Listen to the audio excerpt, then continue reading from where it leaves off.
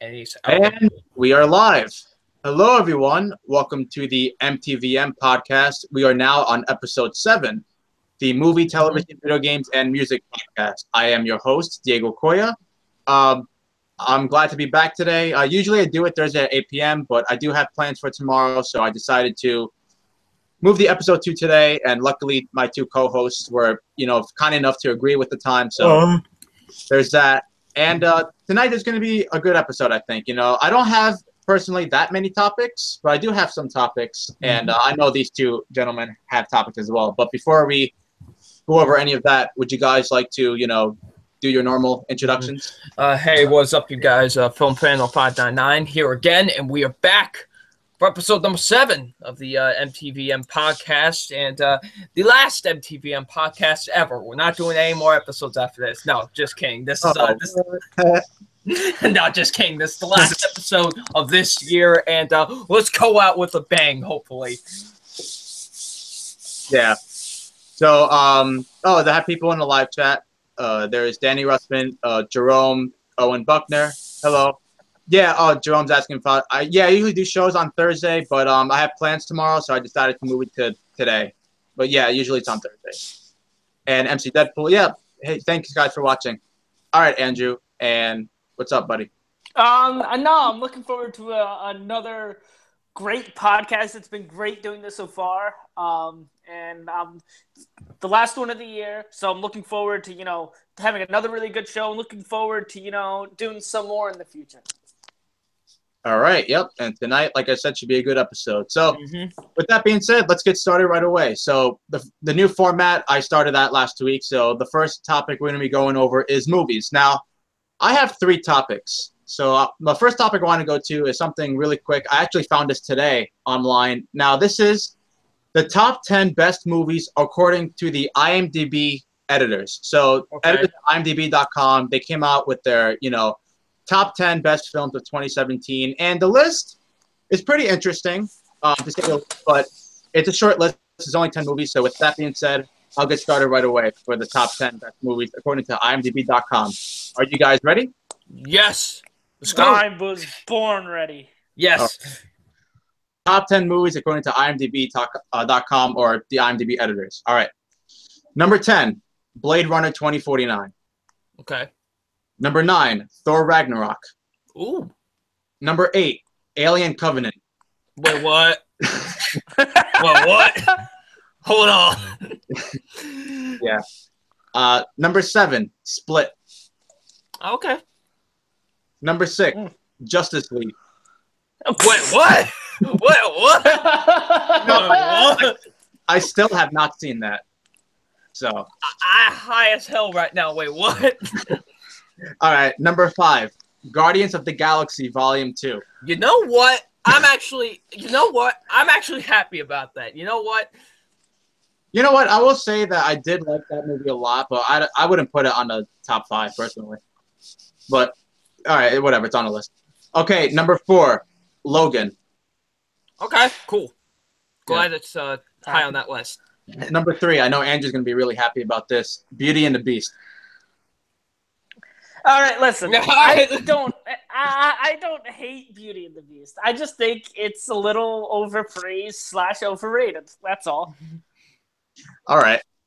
I thought it had for me it had pacing issues. I like Beauty and the Beast. Oh yeah, and I liked it. I'm just saying there were pacing issues with the movie, and yeah, no, it's not like perfect or anything. Yeah, it's not perfect. Yeah, really and you know what? The one song that the Beast sings is really good. Yeah. But I mean. Evermore. That's a good song.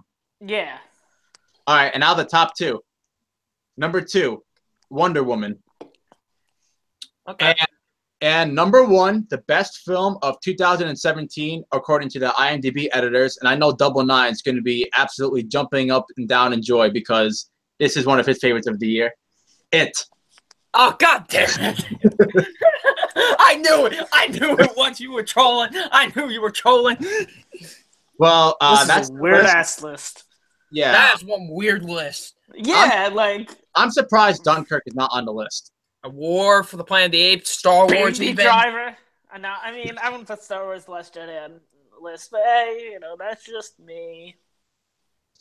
But It is the best film of 2017 according to the IMDb editor. So that's their top 10 list.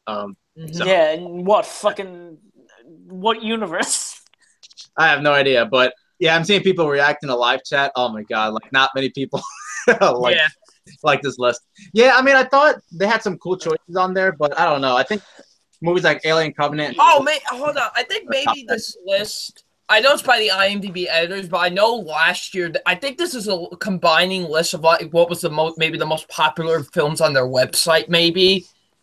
I don't think so because I think how they usually rank it.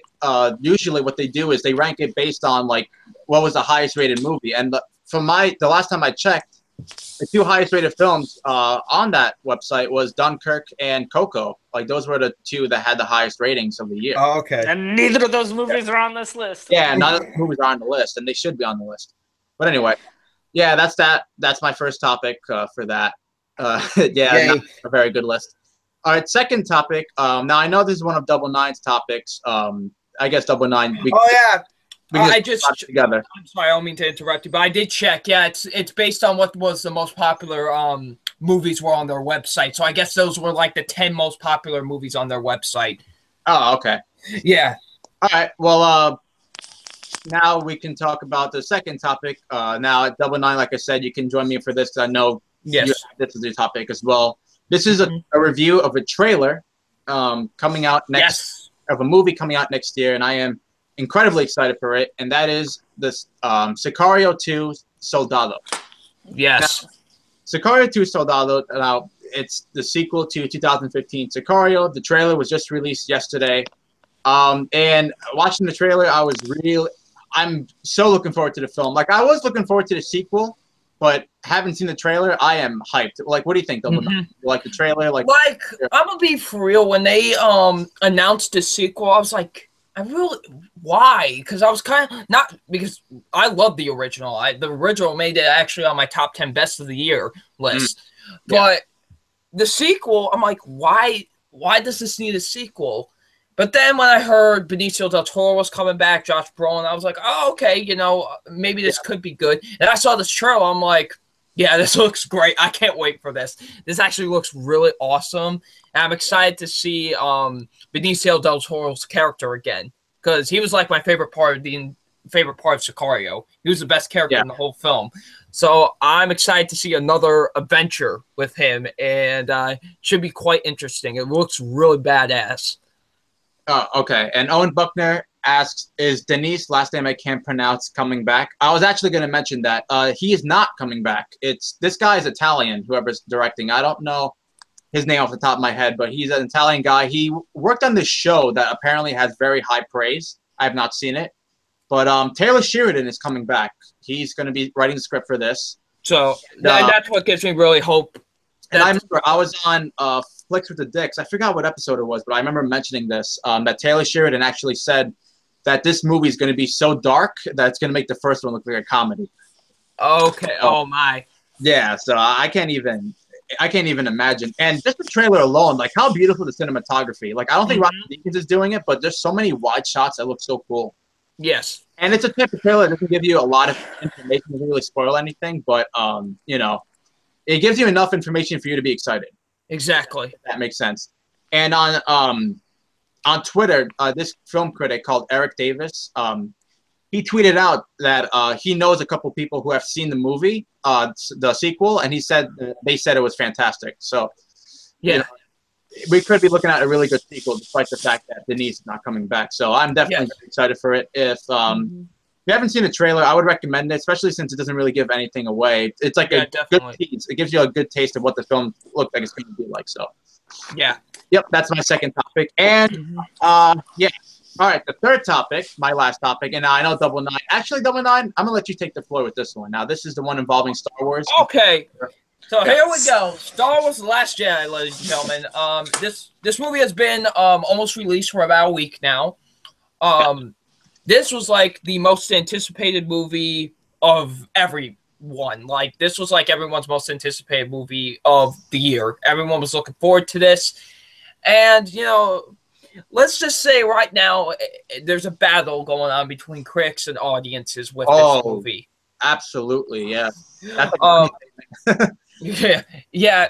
Critics seem to really love this movie. It has a 93%. I believe it still has a 93% on Rotten Tomatoes. It's been getting high praise from critics. A lot of YouTube critics have been saying it's great and everything. So a lot of people I've been really saying some really fantastic stuff about it. I mean, I loved the movie a lot. I think it's a phenomenal film. It's the best one we've had since Empire, but that's just me, of course. That's what I thought of it. And audiences, no, not taking it. Last time I checked, actually checked today, it has like a 54% audience rating. Like 54%. 54%. Like, yeah, audiences are not really taking this movie all that well, and Star Wars fans especially are not taking this movie all that well. And it's the way that some people are reacting about this movie is really bad, honestly. And actually, because actually what I'm going to talk about, I'm going to like jump off of what you're saying. Yeah. I believe yesterday, there's this man from Georgia. His name is Henry Walsh, okay? Now, Henry Walsh started this petition, I believe yesterday. It was called Have Disney Strike Star Wars Episode 8 from the Official Canon. Now, when this happened, 13,000 people signed the petition, okay? Now, I'm on the website now. You want to know how many people signed it? 42,384 people have signed the petition. They're not happy with this movie. They actually, I'm on the website now, so I'm going to read word for word what it says here. It says, remove it from canon, push back Episode 9, and remake Episode 8 properly to redeem Luke Skywalker's legacy, integrity, and character. Yeah. Listen. Yeah, that's one of the problems that a lot of people have had with this movie. Now, not to give spoilers or anything, which I won't, but there is some things that they do with Luke's character in this movie that are quite questionable, but I feel like the way that they handled it was really good. I thought, for me, the way that they handled it. I know some people say it was out of character, which I can understand that, but I don't know. It worked for me. I understand actually completely where the character was coming from in terms of situations like that. Well, I'm sorry. You can continue. No. You could say, or whoever was trying to talk first. Okay. Well, what I was gonna say was that I have seen the film. I saw it last week. Throughout my quick thoughts on it, I did like the film. I do like it more than Rogue One. I do think Force Awakens is better, in my opinion. Like, it's hard to review this because, I know not many people have seen it. It's only been out a week, and there are some people who haven't seen it yet. But if who I agree with like 100% on this movie, have you seen Jeremy John's review? Yes. Like his spoiler review? I think like it's weird. I saw it and I'm like, everything he says, like I agree with. Like that's essentially how I felt about it. He like if you don't know what he felt about it, he liked the film. Like there's a lot of things he liked and there's some things that bothered him. So I'm kind of the same way. Mm-hmm. But here's the thing, the Double Nine, and I will debate anyone who disagrees with me on this because I really feel like this is true. It's very, very hard to review a Star Wars film or a superhero film, whether it's DC or Marvel. Why? Because no matter what you say, you're going to get shat on. Okay? So, no matter what. Yeah, like you, Double Nine. Like, I know you love the film. You raved about it in your review and all that stuff. And there are other people who did too. And those people are called, like, Star Wars fanboys, or even some people go as far as saying, like, the professional critics are getting paid by Disney. That bullshit. And I wish I got paid by fucking Disney. Are you kidding me? Like, for real. And if you don't like the film, then you're just not liking the film to be different. It's like no matter what the fuck you say, you're fucked. Like you're gonna get shat on no matter what. And that's why I think it's so hard to review either a DC film, a Marvel film, a Star Wars film. No matter what, you're fucked. And it's exactly. And like you said, it was just 1 second, Andrew. Just Rian Johnson's birthday was a couple days ago, and I know people like on his birthday alone was just giving him death threats and all this nonsense. Exactly. Like here's the thing. Like I did like the film because it sucks because even though I say I like the film, because I don't love it, it automatically means I hate it. You know what I mean? Like people think because you don't love an anticipated movie, it means like you hate it for some reason. Exactly, dude. But in fact, for me, like the positives easily outweigh the negatives. It's just some of those negatives hold it back for it being like my favorite movie of the year. You know what I mean? So yeah, it's just very hard. And I think these fans and this stupid ass petition and all these people complaining, like you complained that Force Awakens was too similar to A New Hope, and now you have The Last Jedi, which is very different. And my problems have nothing to do with the fact that it's very different. It's other things. But now you complain that it's too different. It's like you can never please this fan base. That's why the Star Wars fan base is so awful. So what are you going to say, Andrew? I know you. I was going to say, I actually, because it's different, it makes me like it and appreciate the movie more because it took some risks. And I really enjoyed seeing that. Now, and I'm not going to say what happens with Luke's character, but I really like the direction they took it. Yes, it could upset some people, and that is fine. Yeah. But the thing is, like, yes, it was weird seeing them in the direction that they took Luke, but there was a very good reason behind it, I think. And because there was a very good reason behind it, I think that, it made Luke's character in this movie work because, why he did the things he did or why he was the way he was. And I think that really worked. Now, I honestly, I personally loved it. I loved it. I don't love it quite as much as Force Awakens. And I do have one tiny problem with it, but I can't say it per se because it does end up spoiling the movie. Right. Yeah, it's kind of hard to reveal like plot details of the movie. I know I've talked about it with you. There was one problem that you had in particular that I agree with. Yeah. And I'm sure you know what the problem is. Mm-hmm. But honestly, some of the stuff, like the Finn stuff, I didn't mind, to be honest. Yeah. I didn't have any personally. I didn't have any pacing issues with it because I was just. It went by so fast for me, and it just. I was so invested into the story. It went by so quick for me. Yeah. But that's all I gotta say about the Last Jedi. Yeah, I mean, it's just like here's the thing. Like, it doesn't matter to me. Like, I'm glad that Double Nine loves it as much as he did. Like, I respect that and all that stuff. Like, that's the thing. Like, the problem isn't that people don't like the movie. It's how they're coming across. Like, they come across. It's okay. It's how they're coming across. Okay, so I know Diego saw Killing of a Sacred Deer. He personally really liked the movie. I, on the other hand, did not. And I respect the fact that Diego really dug the movie, and I'm happy that he watched a movie that he really enjoyed. Yeah, or like if we're going the opposite, I know both of you guys really enjoyed Power Rangers, and I wasn't a fan, but you don't see me going after them or them going after me for not, doing the same. So it's like it should be so easy to like just. I don't know, not be a douche and like be whatever, but I don't know. Like I expected people to. There are going to be some people that are going to hate The Last Jedi, but this is insane. Like, I didn't expect this. I mean, I knew it was kind of going to get a similar reaction like The Force Awakens, but I didn't expect like this. My God. Yeah, and I remember some people saying like, I owe The Phantom Menace an apology for calling that the worst Star Wars film. I'm like, really? Like, really? Yeah, like, come on. Like, okay, I'll say this, and like, I mean, okay, like, I could even if let's say for argument's sake, I didn't like The Last Jedi. It's automatically better than not only The Phantom Menace, but Attack of the Clones and Revenge of the Sith. Only because it is, whatever problems you have with it, pacing issues, storytelling elements, whatever, it's still at its core a more entertaining film. So to me, automatically, it's a better movie than the prequels. Automatically. Yeah, definitely. Mm-hmm. Yeah. And I haven't even get into the other stuff into it. Just right. the movie is just a more entertaining film because Phantom Menace a snooze fest. Like Attack of the Clones is a snooze fest, and Revenge of the Sith it's not as boring as the other two, but it's still not a good movie. Mm-hmm. Mm-hmm. But yeah, I mean that's in terms of that, yeah, like it's just this fan base is terrible.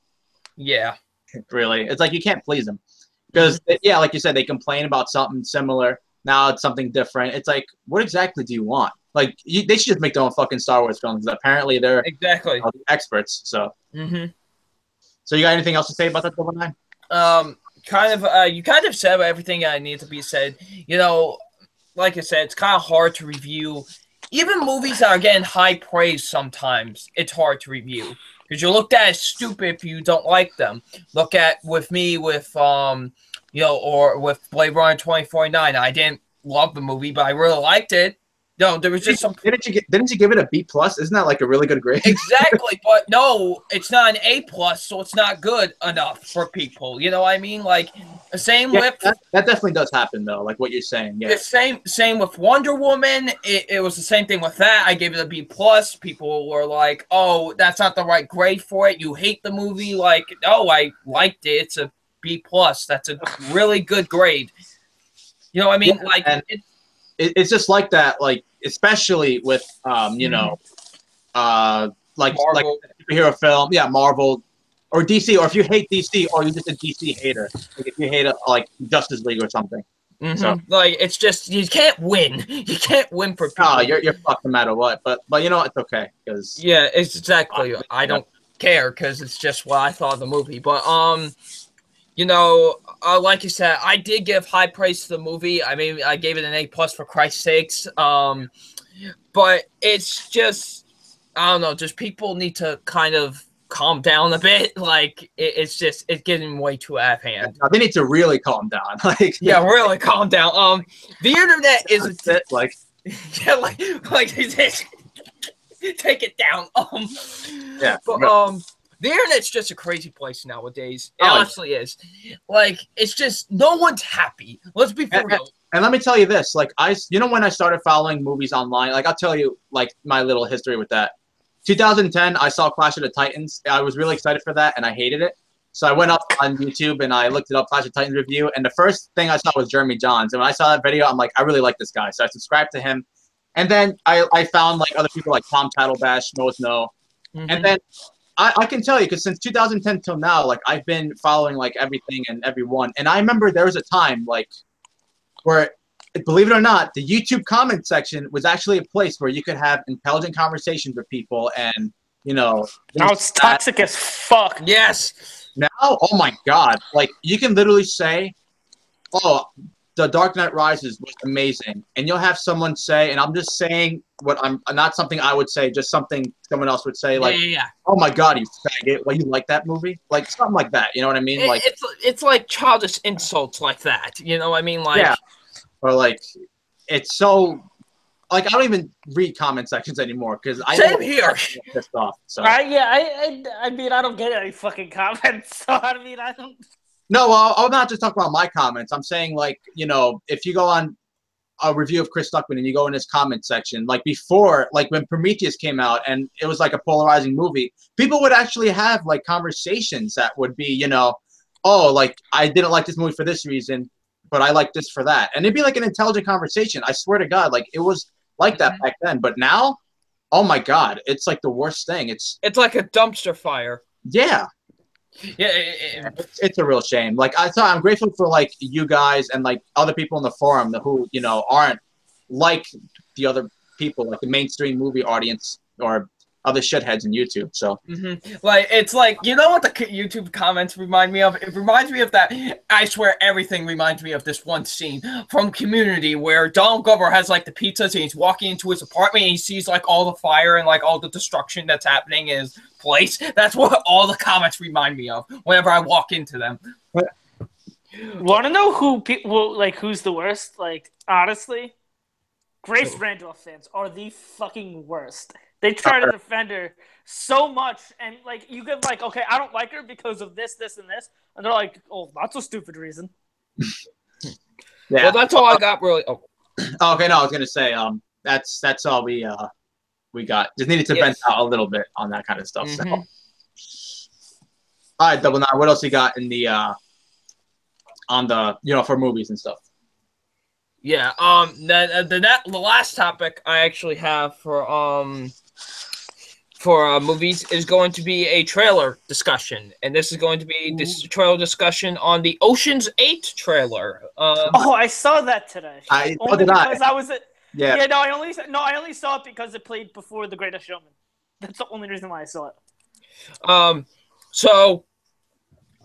Now this was a movie I really didn't have any expectations for, I guess you could say, before the trailer. Like, because they're trying to, I feel like they're just trying to do a bunch of reboots of old movies, like just trying to make an all-female cast and whatever, like they did with Ghostbusters, and now they're doing it with this.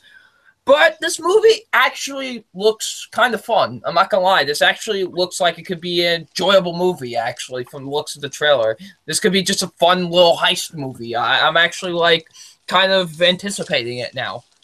Yeah, like I said, I saw the trailer, and I gotta say, because when the Ghostbusters trailer came out, I was like, oh my god, fuck this movie.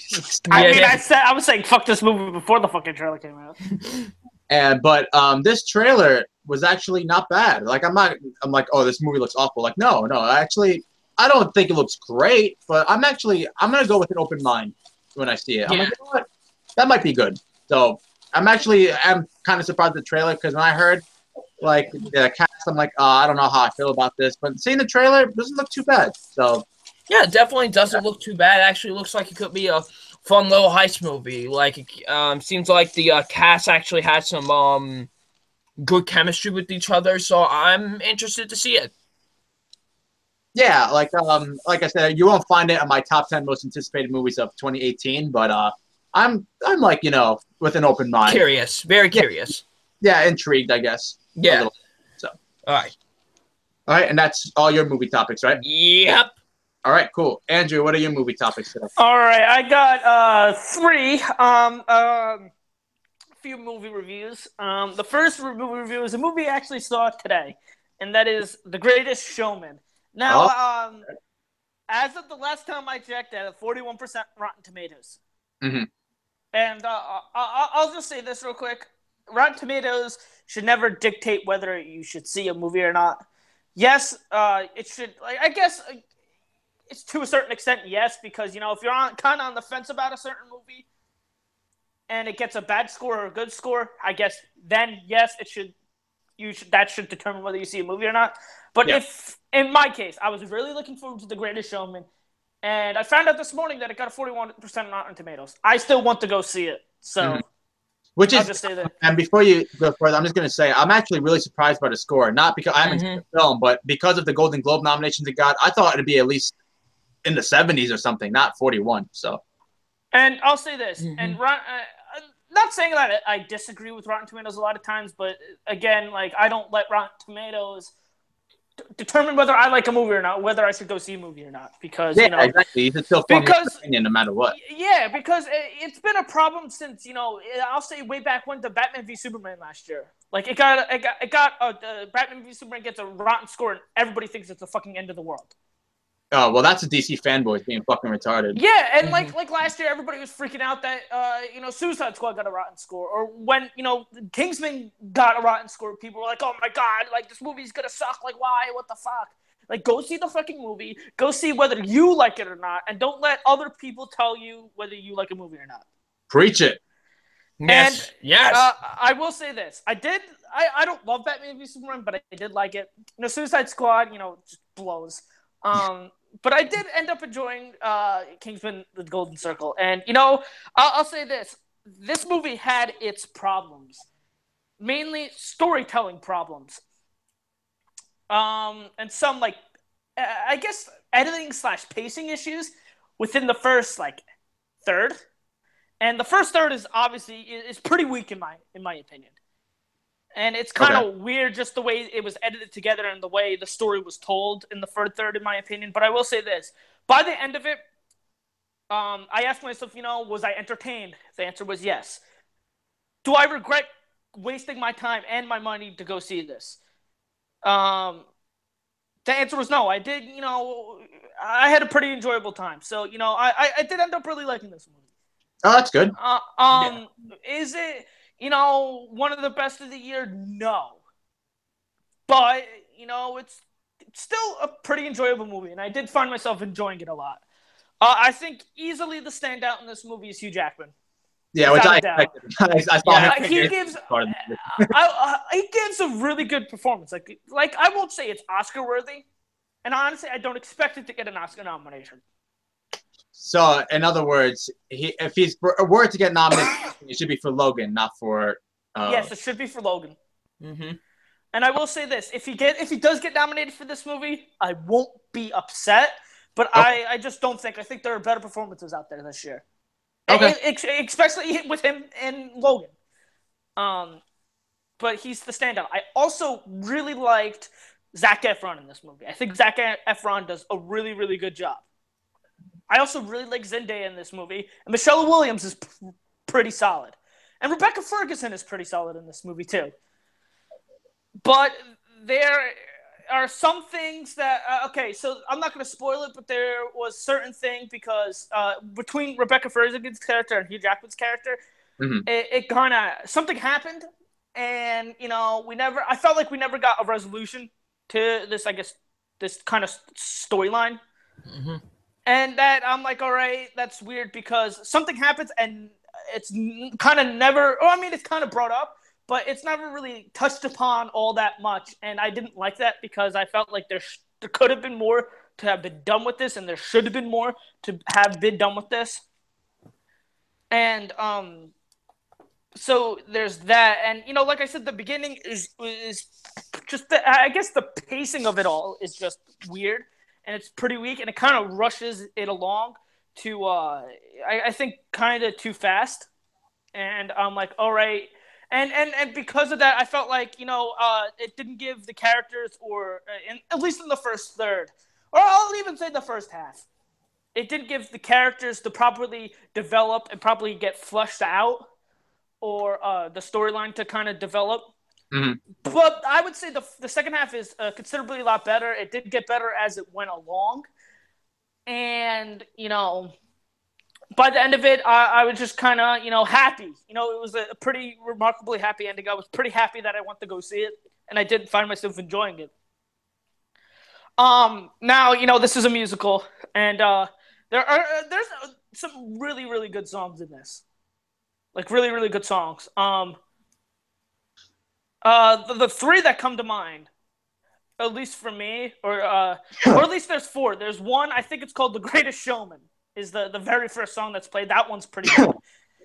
I would also say the one that was nominated for the Golden Globe, which is This Is Us. I think it's This Is Us is the name of the song. That one's pretty good. And then there's I think it's called Never Enough. Rebecca Ferguson character sings it. That's a really, really good song. But my personal favorite is one that Hugh Jackman and Zac Efron sing called The Other Side.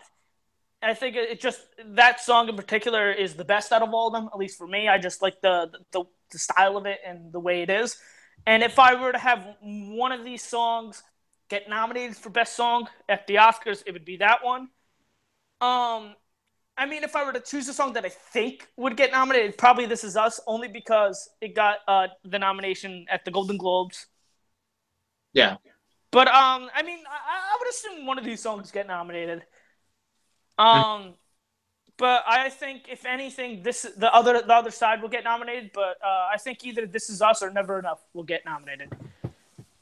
If anything, if I were to give this a score, I give it a 7.5 out of 10. All right. Nice. Yeah, I might go see it then.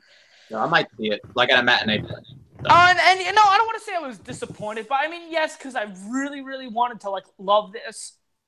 And I really thought it was going to be great, but so I'm kind of disappointed by it, but still I'm not it's still not a bad movie in my opinion. Okay. Fair enough. So, my second review is The Shape of Water. Now, I really like Guillermo del Toro. Pan's Labyrinth is fantastic. I really like the Hellboy movies. And Pacific Rim is a fun movie. Yeah.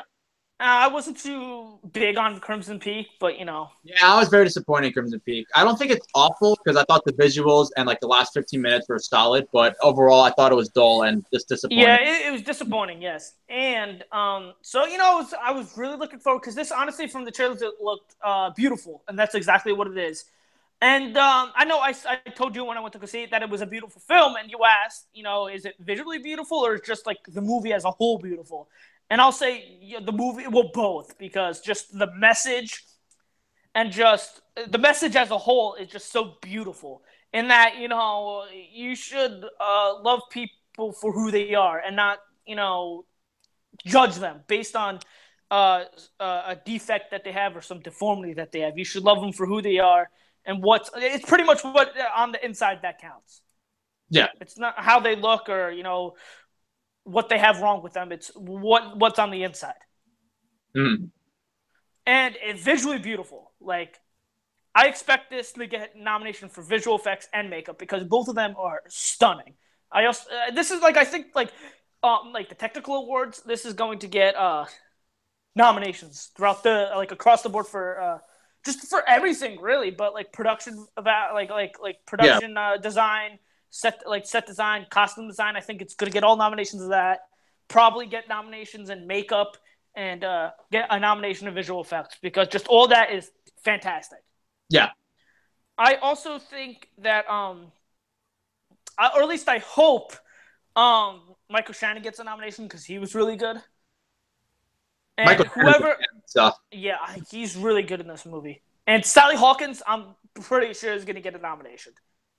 Yeah, she's been getting nominated for every other award show. So Sally Hawkins is fantastic, and it's good because she plays a mute in this movie. So it's really, her performance is really great because you could tell how she's feeling and you could tell what she's saying by just the expression on her face. And I think she does a really good job with that. And I forget the guy who played Sally Hawkins' friend in the movie, his best friend. Is it okay? It's not Octavia Spencer. I've seen the movie tomorrow night, but I know Richard Jenkins in the movie. Is that what you're talking about? Yeah, Richard Jenkins, yes. Okay. He does a really good job. And Octavia Spencer, I know she got nominated for the Golden Globe, but I don't think not that it wasn't good, but I just, her performance was good, but I'd rather see the three people I mentioned before I think they gave better performances. Well, I will say this about her. She's really good at giving supporting performances. I think I personally like Octavia Spencer better in Gifted. I thought she did a really good job in that. No, I still got to see that movie. Gifted, I think is the most underrated movie of the year, to be honest. Yeah, I hear it's good. So.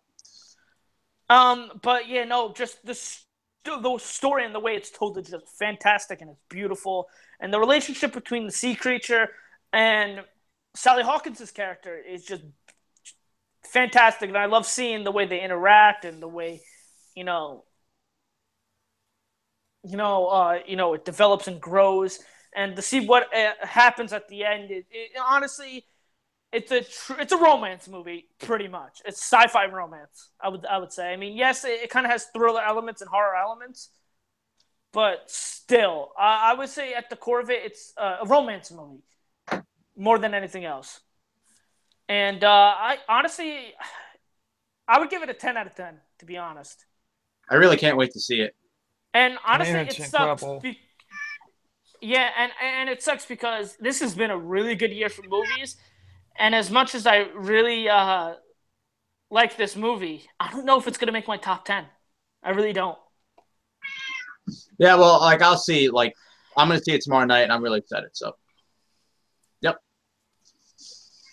All right, so that's a good job on your review, Andrew. I'm actually really excited to see it. And so I got one more topic. Okay. And one more topic. I was originally going to do a Survivor review, but, it's still going on right now because, we had to change it. So I go, fuck it. I'll do another topic. But it's not TV shows. It's in the movies. Today is the 21st anniversary of one of my favorite movies of all time, my favorite horror movie, Scream. I just kind of wanted – if you want to know my full in-depth thoughts, I just said that it's my favorite horror movie of all time, and it's just plain and simply one of my favorite movies of all time. But if you want to know pretty much why I love it as much as I do, please go over to my channel. I did do a review on it back in October for Halloween. And, I think this is honestly, I personally think this is one, at least for me, one of the most influential movies for me. And it sucks because I think Skeet Ulrich especially gives a fantastic performance in this movie. One of my favorite performances of all time, actually, Skeet Ulrich gives as Billy Loomis. And it sucks because he's just not – I don't see him in that much. And it really sucks because I think he's a really fantastic actor. Mm-hmm. And, it sucks. And, I think it's just truly amazing to see what Wes Craven did with this movie and reinvent it. He managed to reinvent the horror genre twice. The first time with Nightmare on Elm Street and the second time with this movie. And, it's really good. I think it's very much still holds up to this day. And like I said, it's my favorite horror movie of all time. Happy 21st birthday, Scream. Hey, Double Nine, I'm actually curious. What do you think of Scream? I love the movie. It's an incredible kind of. I mean, it is a parody movie. That's why I feel like a lot of people kind of tend to forget is that this is a somewhat of a parody movie. It's self-aware of horror movie cliches, but it's like a world that embraces like those horror movie cliches and know what they're about, but it's happening in the real world and they actually do those horror cliches, which I think is really great. And plus, this movie has one of my favorite kills of all time. It involves a garage door. That's so good. It's such a great movie. I love this movie so much. It really is. It's such a fantastic horror film that still holds up to this day. Like, I could watch this many, many times, especially I watch it a lot during Halloween. It's an incredible movie. I really do love Scream a lot. Yeah, definitely a really great horror film. Really a horror film that saved horror movies at that point, because horror movies really were not doing too great, but this one really reinvented the genre. So, yeah, I love Scream. Yeah, and MC Deadpool says it was the Deadpool of horror movies. Pretty much. Yeah. And I'll say this, I personally think Ghostface is the scariest of all the, I guess, slasher killers. Only because, okay, I know, Mike Myers is, a supernatural thing. He can never die, But I'll make this argument. In a way, Ghostface can never die. Because, as you see in the sequels, Ghostface always comes back as well. But, it's always someone different. But, just who Ghostface is and who, what Ghostface means always comes back.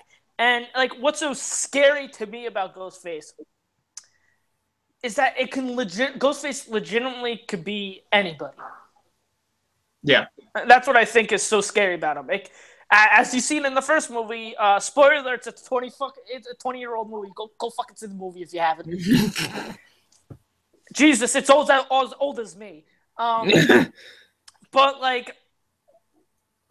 the person that was the person that is theoretically closest to Sydney ended up being the Ghostface killer. Yeah. Which that's a scary thought. For real, if God forbid I get a girlfriend, was a killer that was going after me, was going after my friends. That's a scary fucking thought. Yeah. Maybe Scream is the reason I have trust issues, but man. Yeah. So, yeah, happy 21st anniversary to you. Yes. I'll drink a beer for you tonight, Scream. Yes. And I will agree with you. It definitely still does hold up. So. Oh, for sure. Definitely. Yeah. And I think the sequels are really fun. They're not the best. Yeah, I have not seen the sequels, actually. So. But I do watch the sequels from time to time, and I do have a lot of fun with the sequels. Okay. Yeah. All right, and is that it for movies, Andrew? That is it for movies for me. All right, so we are done with movies. Now we are on to TV. TV! Or television. So I only have one topic for TV. I didn't really find much. I actually found this out yesterday. And this is involving one of my favorite shows, and that is Narcos. Now, two things. Like I said, Narcos is one of my favorite shows. I love Narcos. I mean, it's 3 seasons in, and I think it's just a great show. If you haven't seen it, I would highly recommend it. It's so good.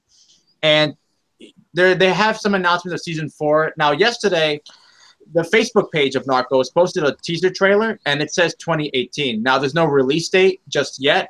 I mean, it's usually released in the beginning of September, so I guess it's okay to assume that this season's going to be the new season's going to be released of September 2018. So that's a safe thing to say. And the main thing I want to talk about is that they added 2 people in season 4. Now, these 2 people are Michael Pena and Diego Luna. 2 actors I'm very fond of. And, yeah, I can't wait. I have no idea who they're going to play. I don't think they just said they're announced to be in the show, but whoever they're going to play, I'm excited to see because I think this show is just it had some pretty famous actors. The villain from Logan, he's actually one of the main cops in the show. Okay. And the actor who plays Oberyn Martell in Game of Thrones, the guy from Kingsman, the whiskey. Yes. Yes, he's one of the cops from. Pedro Pascal. Oh, okay. Yeah, that's his name. I couldn't think of his name. Yeah, those two are main characters in the show, and yeah, it's really, really good. I mean, a lot of the shows in Spanish. There's a lot of English subtitles, but it's an awesome show. So, yeah, season 4, they're gonna have 2 new actors, Diego Luna and Michael Pena. I'm excited. I really am excited. And like I said, if you haven't seen Narcos, please see it. It's really good. It's very entertaining, very fast paced too. So.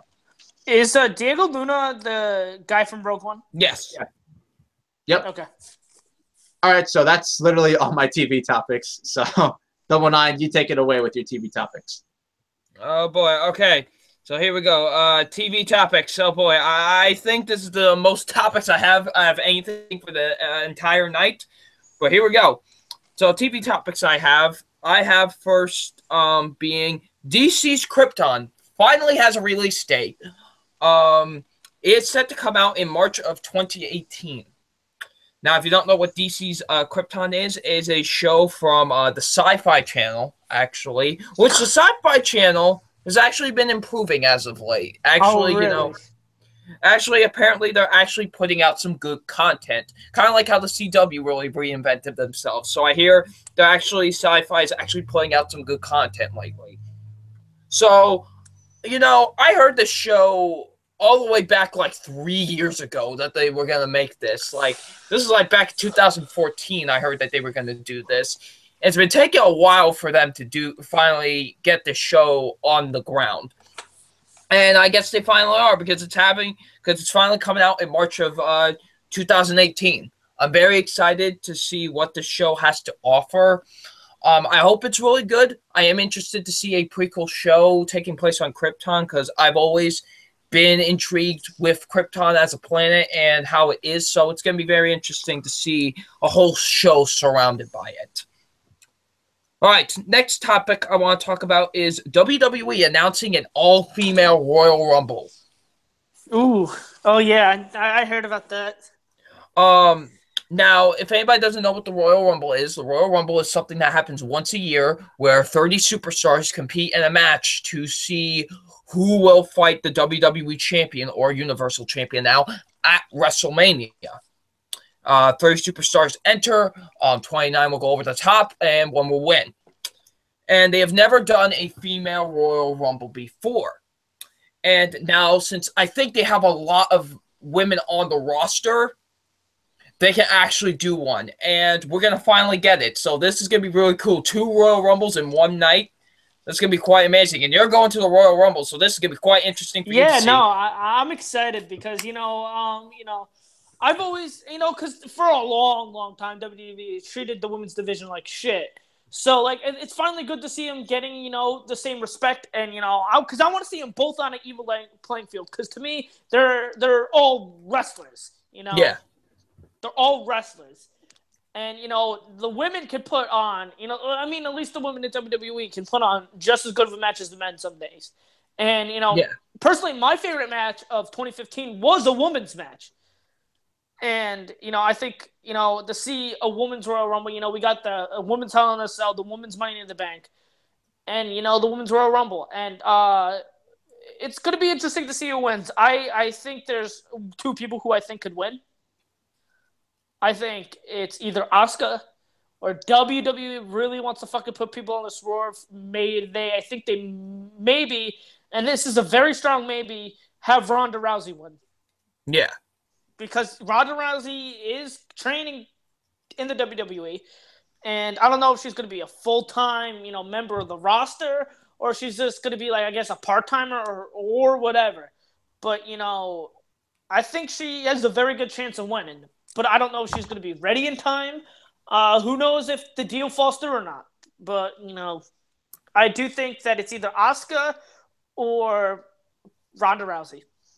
Yeah, I think it's Asuka that's probably gonna win the Royal Rumble. That's who I'm 100% confident in. That's probably going to win the All Women's Royal Rumble. I'm like 100% confident in that.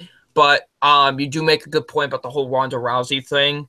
But I think that's So just a very strong maybe. yeah, very strong maybe. But you have a good point about it. But I do have like 100% confidence that they're gonna make Asuka win the Royal Rumble. I'm also fairly confident that Asuka's going to win. Yeah.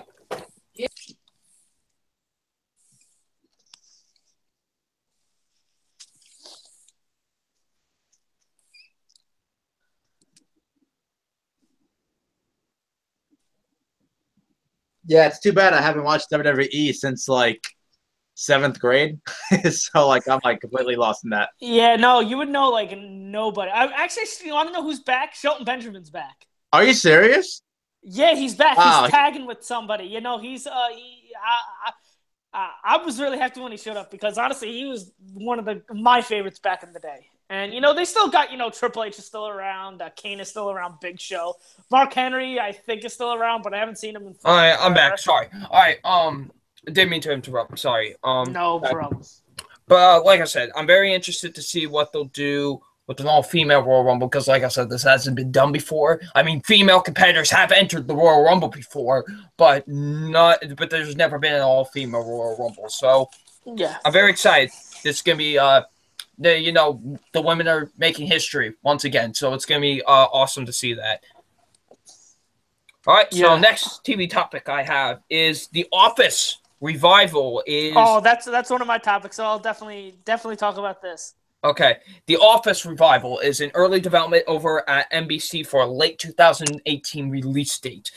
The Office is one of my favorite shows of all time. It's definitely in like my top 5 sitcoms of all time. It's a funny show, and Andrew, I don't know if Diego's ever seen The Office. I have not actually. You need to see it. That is one of the shows I want to see. There's a lot of shows on my list. All right, I think the next show I'm going to watch is Shameless, but even then, like I do want to see The Office though, because I hear nothing but like the highest praise of it. Oh, you definitely got to see that show at some point in your life, because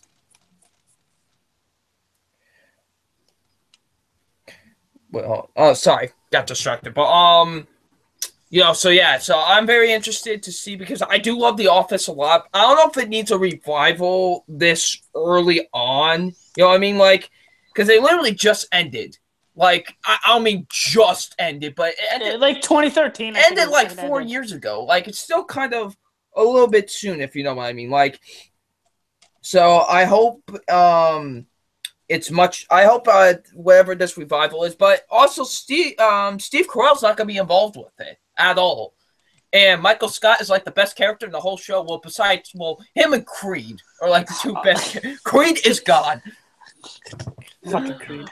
Okay, if Creed just comes back, I'll be happy because Creed's the man. So yeah, Andrew, what you got to say about this? Listen, I don't think there should be an Office revival. I don't think we need an Office revival. This thing should just stop right now because it's just not going to be good. You know, just the way the show ended, it ended perfectly. You know, and you know, why ruin that?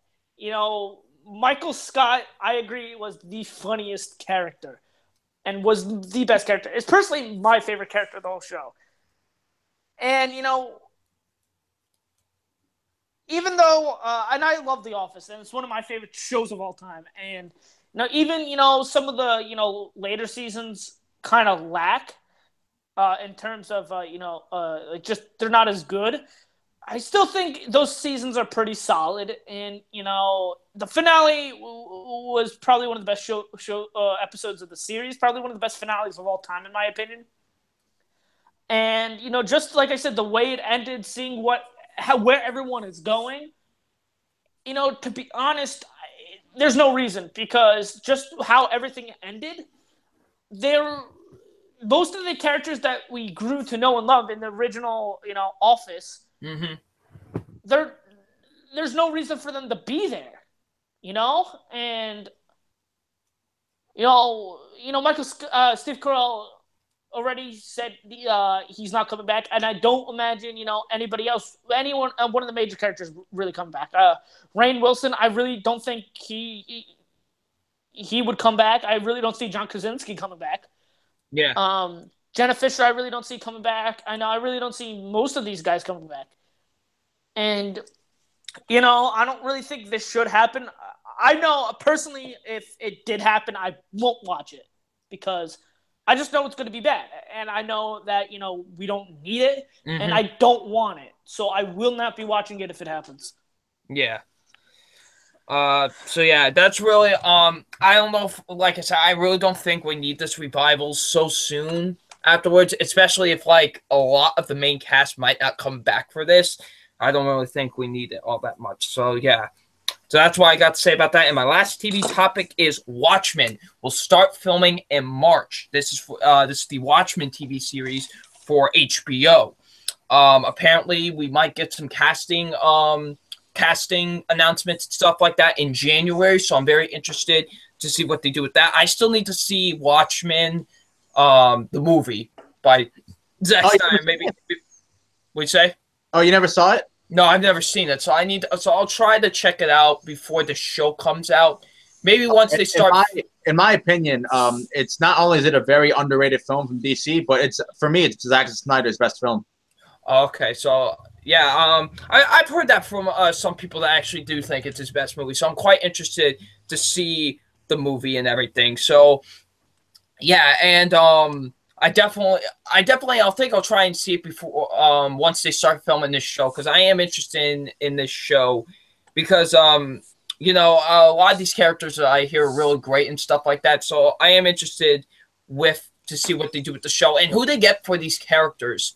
Honestly, I'm very, very curious. So, yeah, I guess this thing is now for real. Really, like it's actually like happening. Like, so once I always hear that they're gonna start filming something, that's when I know it's like happening for sure. You know what I mean? Like, because sometimes some people can announce things and they're like, that this might not actually happen. You know what I mean? Yeah. But once they say we're gonna start filming this, that's when I know. Okay, yeah, this is for real. This is actually gonna happen. So. Watchmen is going to start filming in March. I'm quite curious. I don't know if you guys are curious about this series at all. Oh yeah, hell yeah! I am too. Very excited to see what they're going to do. Because like I stated before, I really like Watchmen. I have the Blu-ray. I have the Ultimate Edition. Okay. And it's a really good movie. It's actually one of my favorite movies of that year, if I'm being honest. Nice. Yeah, and I when I heard HBO was doing a show, I'm like, yes, because I'll tell you why. HBO, in my opinion, is just incredible when it comes to TV and all that stuff, because they produce like quality, like, shows. And like Game of Thrones, it's like in my top 2 favorite shows ever. So yeah. I wonder what number 1 is. Well, here's the thing. I always switch back and forth with Breaking Bad and Game of Thrones, so those are my 2 shows. I was gonna say, do you think John Cena might play Dr. Manhattan? Oh, frickin' knows. Who knows, man? The only thing I've seen from the Watchmen movie is because everyone like makes fun of the sex scene in that movie. So I've seen the sex scene from that movie. It's like one of the funniest things I think I've ever seen in my whole goddamn life. But imagine if they incorporate that in this show. That'd be funny. All right, yeah. But yeah, that's the only thing I have for TV. These are my TV topics. So yeah, let's go on to video games now. Wait, Andrew might have some TV. Oh no, the Office was my only topic. So okay, so on to video games. All right, so on to video games, which I think is the only topic that Andrew. The only one with the topic is today was Andrew with video games. So. Am I? I guess so. Yeah. Yes. Once again. So. All right. I just kind of made up a topic. Not really. I mean, fuck it. We needed a video game topic. Kingdom Hearts is one of my favorite games of all time. I love Kingdom Hearts 2, and Kingdom Hearts 3 is probably my most anticipated game like ever. So I want to do top 5 worlds I want to see in Kingdom Hearts 3. Now, the only, I guess, kind of rule that I have is I want it to be a new world, a world that we haven't seen. And 3 worlds that will not be on this list are Tangled, Big Hero 6 and Toy Story only because those have already been announced. Those are confirmed to be in the games. So, we're getting them.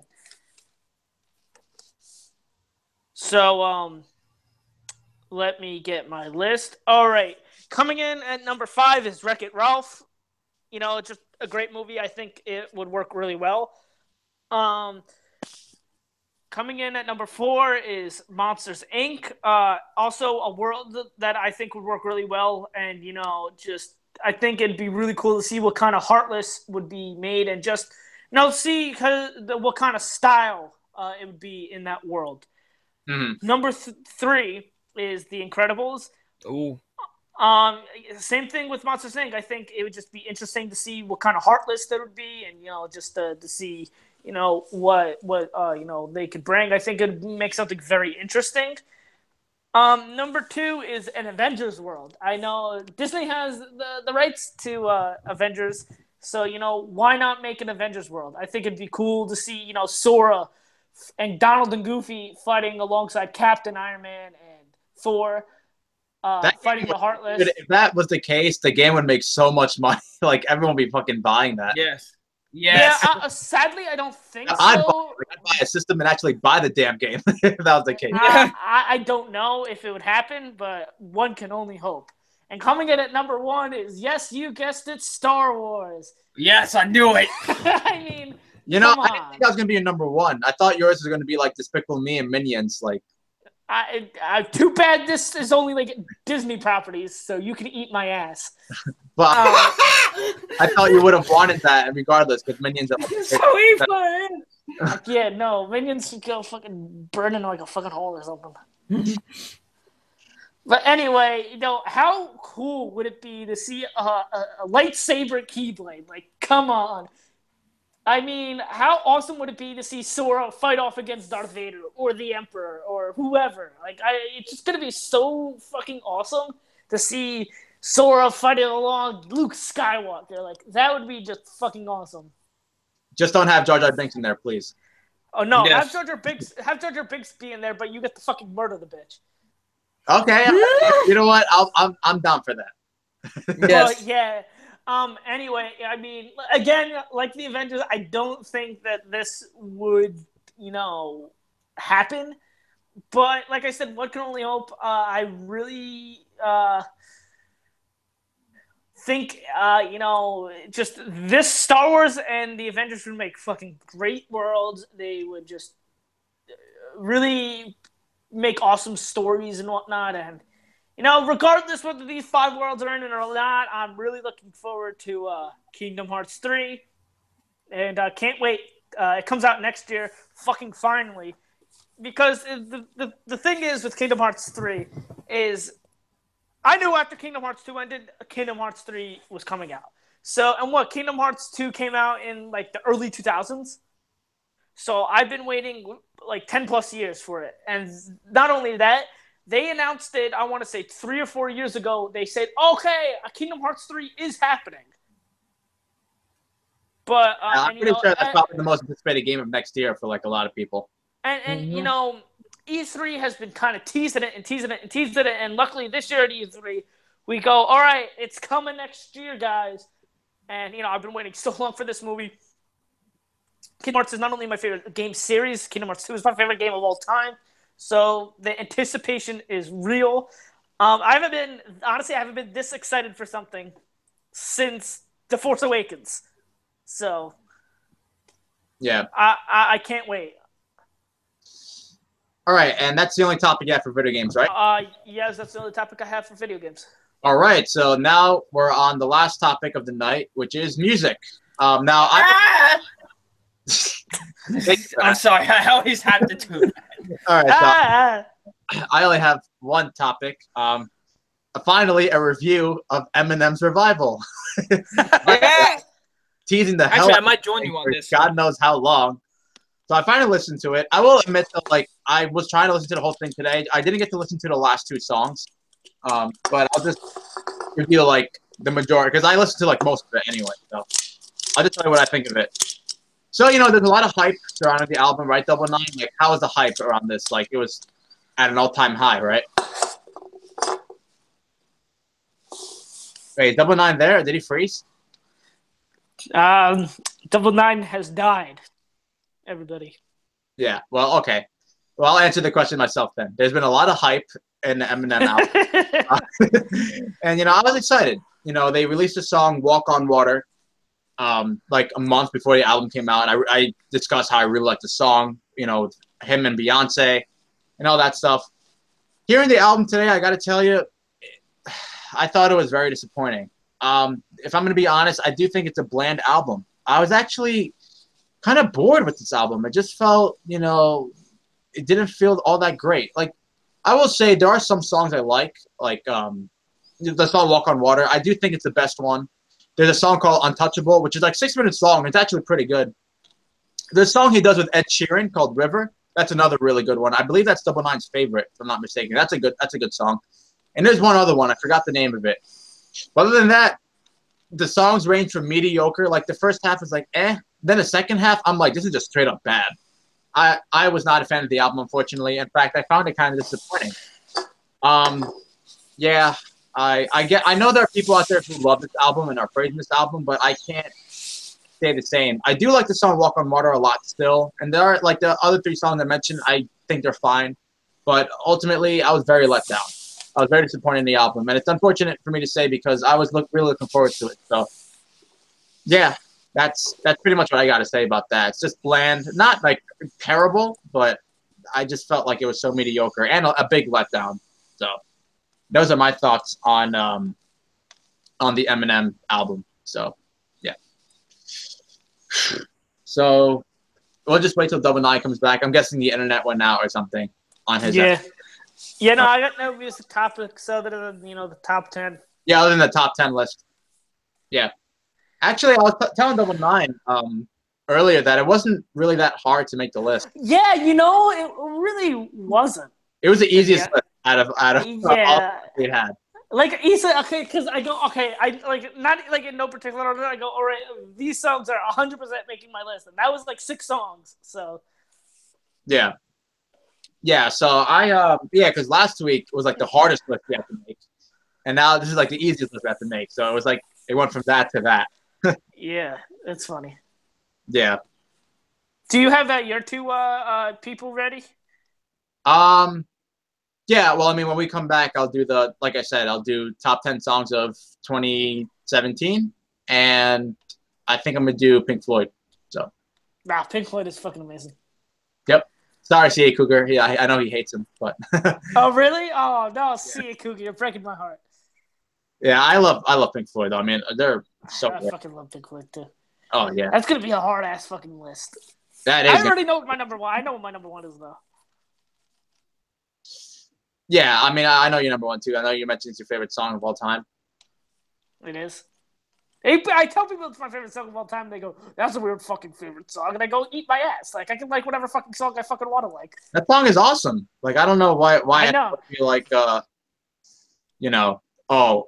it's a weird choice because it's a really good song. It's a fucking amazing song. Oh yeah, no, it's awesome. I mean, when I saw Roger Waters in September, he performed that song. Obviously because it's a very famous song, and it was awesome. It was just great. I think I have it recorded on my phone, if I'm not mistaken. So, yeah. Yeah, I mean, yeah. I don't know who I'm gonna do next, to be honest. Yeah. I mean, but I got quite a bit of time to think about it because not only are we not doing one for the rest of the year, I still have yours your 2, so that's like 2 weeks right there, and then Double Nine has his 2, so that's another 2 weeks. Yeah, you probably won't be going until like February. Yeah, I mean, so I got plenty of time. I mean, I was thinking about it, maybe the Beach Boys. Yeah, I mean, I gotta listen to their music. I don't really know. I fucking love the Beach Boys. Yeah, I still haven't seen the movie Love and Mercy. I was thinking maybe Billy Joel, maybe what's his face, Elton John. I thought you would do Nicki Minaj because she's your favorite artist. I mean, I don't hate Nicki Minaj, so I don't know why you're saying it's like I fucking despise I thought, it. did you say she was like very overrated or something? I mean, she fine. I mean, I like Truffle Butter. Truffle Butter's a good song. Well, I'm not too big of a fan of Nicki Minaj. I don't think she's that good. Super Bass is kind of cool. And yeah, it's alright. What other songs? I don't even remember what other fucking song she has. She Anaconda. Oh, I had the content. Fuck that song. Yeah. Oh wait, are you thinking about what's her face? Who did Problems? Not Ariana Grande, but the person who raps in it. Iggy Azalea. There you go. Yeah, she's just so irrelevant nowadays. she's like MIA. I haven't heard. Yeah. Okay. So like, she came out with Fancy and Problems, and like she was pretty big when we were seniors in high school. And I just remember her because she was going out with Nick Young, who was a basketball player. Yeah. And then all of a sudden, after they like broke up, that was the last I heard of Iggy Azalea. Yeah, you're back. Okay. I swear. Oh, we already did the top 10 without you. Like, yeah, I know. Time went by so fast. I know. I took. Yeah, we're actually like 3 podcasts ahead, bro. Like you missed like 3 podcasts. All right, I reviewed the Eminem album. I said it was bland, and I found it a massive disappointment. So yeah, I agree. It's basically that. Yeah, it's pretty bland. Yeah, it's a pretty bland album. It's not terrible by any means. I know some people are like saying this is like one of the worst albums of the year, which I highly disagree with. Like, there's way worse. But yeah, this album really isn't all that great. It's a massive letdown. Yeah, massive letdown. That's basically what this is. The only songs I really liked were "Walk on Water," "River." What's Untouchable? Untouchable. I did like that song at first, but the more I listened to it, the more I just didn't like it for some reason. I don't know why. That was one of the songs I mentioned that I liked. Oh, okay. Hold on. Let me go to the album real quick because I know there was like 2 others that I liked. There was like the one with Ex Ambassadors. No, it was tragic. It was Tragic Endings and In Your Head. I liked both of those songs a lot too. Okay.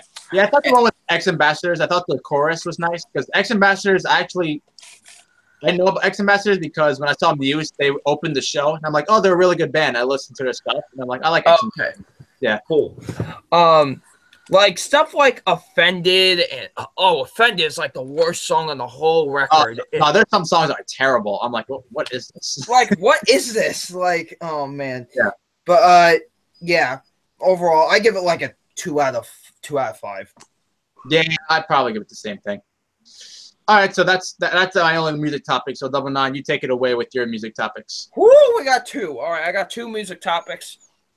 Get your asses prepared. Not really, but all right. So the 2 music topics I have first, we're going to talk about Gorillaz. I'm pretty sure you 2 do know who Gorillaz are. Yeah, Gorillaz. They're an alternative rock band. They have made some really great records over the years. Demon Days is definitely a phenomenal record. Yeah, of course, everyone knows the song "Feel Good Inc." off of that record. It's a very iconic song. And they released an album this year called Humans. And they're going to release another one next year, actually. They've got plans for another one to release next year. And I'm very excited. I really liked Humans a lot. I know a lot of people were not too huge on Humans.